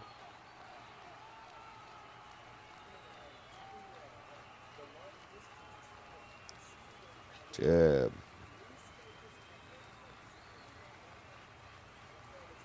Man, he's landing a bunch. Jab to the body. Whew.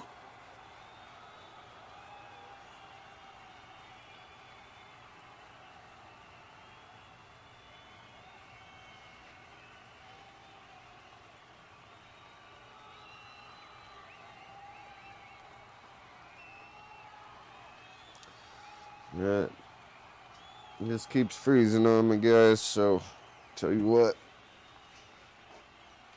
Oh, I'm gonna open one more pack. See if we hit something crazy.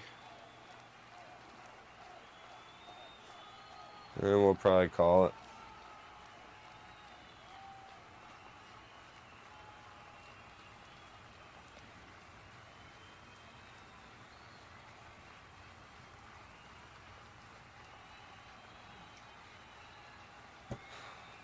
So yeah, take our fight clock away while we're here. Yeah, this fight's just in and out, in and out.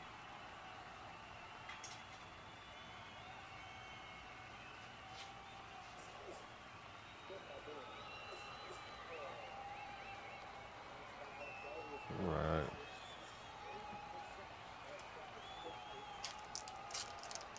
Alright, last pack of the night. Already bent, I can tell.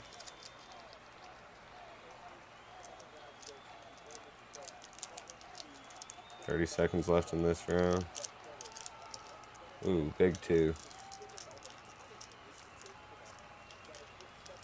Yeah, I could sit here and act like I know what I'm talking about when it comes to boxing, but I don't understand a lot of the scoring whenever it comes to boxing. Got O'Malley in the back here, wonder what it is. Ian Machado, Gary. As I said, talking about the Fighting Nerds being over or whatever. That fight with Ian Gary, he still had his moment. Like, at the end of that fight, you were still on your edge looking for, man, look at just how bent that O'Malley card is. Crazy. Ian Machado, Gary, but yeah. Cortez ended the third round strong. Third round? Was it a 5 round? I think it was 3 round. It might have been a 5 rounder. Hinato Moicano got thrown to the wolves and ate by the wolf. That is Islam. But he wants money. And Modestus Bukowskis in the Sapia Refractor rookie card. Canelo's walked in the building. 63-2-2. 39 KOs. Super middleweight champion. Boom. And then just a base top of class O'Malley. Bent all to hell. I just can't see that. Y'all see that? That is crazy. Start of the 9th round here. We'll get that sleeved up.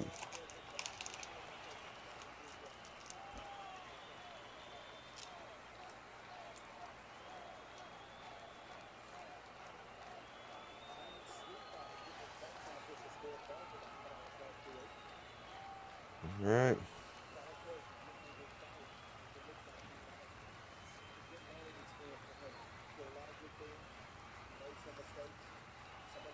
That's about it. I'm going to send you guys off.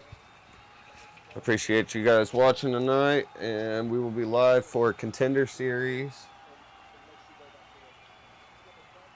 May go live a little bit early so we can do a little pre-fight breakdown and maybe look into some of the fighters and see what we're looking at here.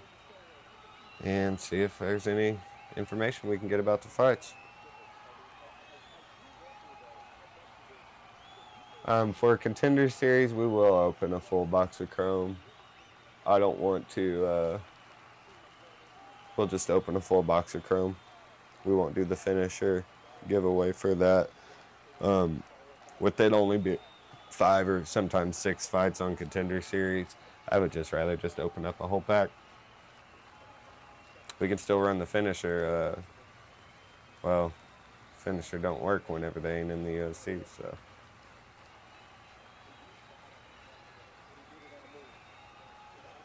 Maybe we'll do something about the contracts. Maybe someone who guesses all the contracts correctly or something like that. We'll do a giveaway for it of some sort. We'll make it fun. We'll have a good time. We'll do it again. So, I am going to play my theme song, send you over to the post-fight segment. So yeah, let's see if I can get it going. Oh yeah. I appreciate you guys watching tonight. We're going to tune in next time, and we're going to have some more fun. We're going to do some giveaways. We're going to do some more card breaks. We're still on the hunt for Max Holloway. We're going to talk about all the fight news. We're going to watch highlights. We're going to do it all. Let's go. Have a good night.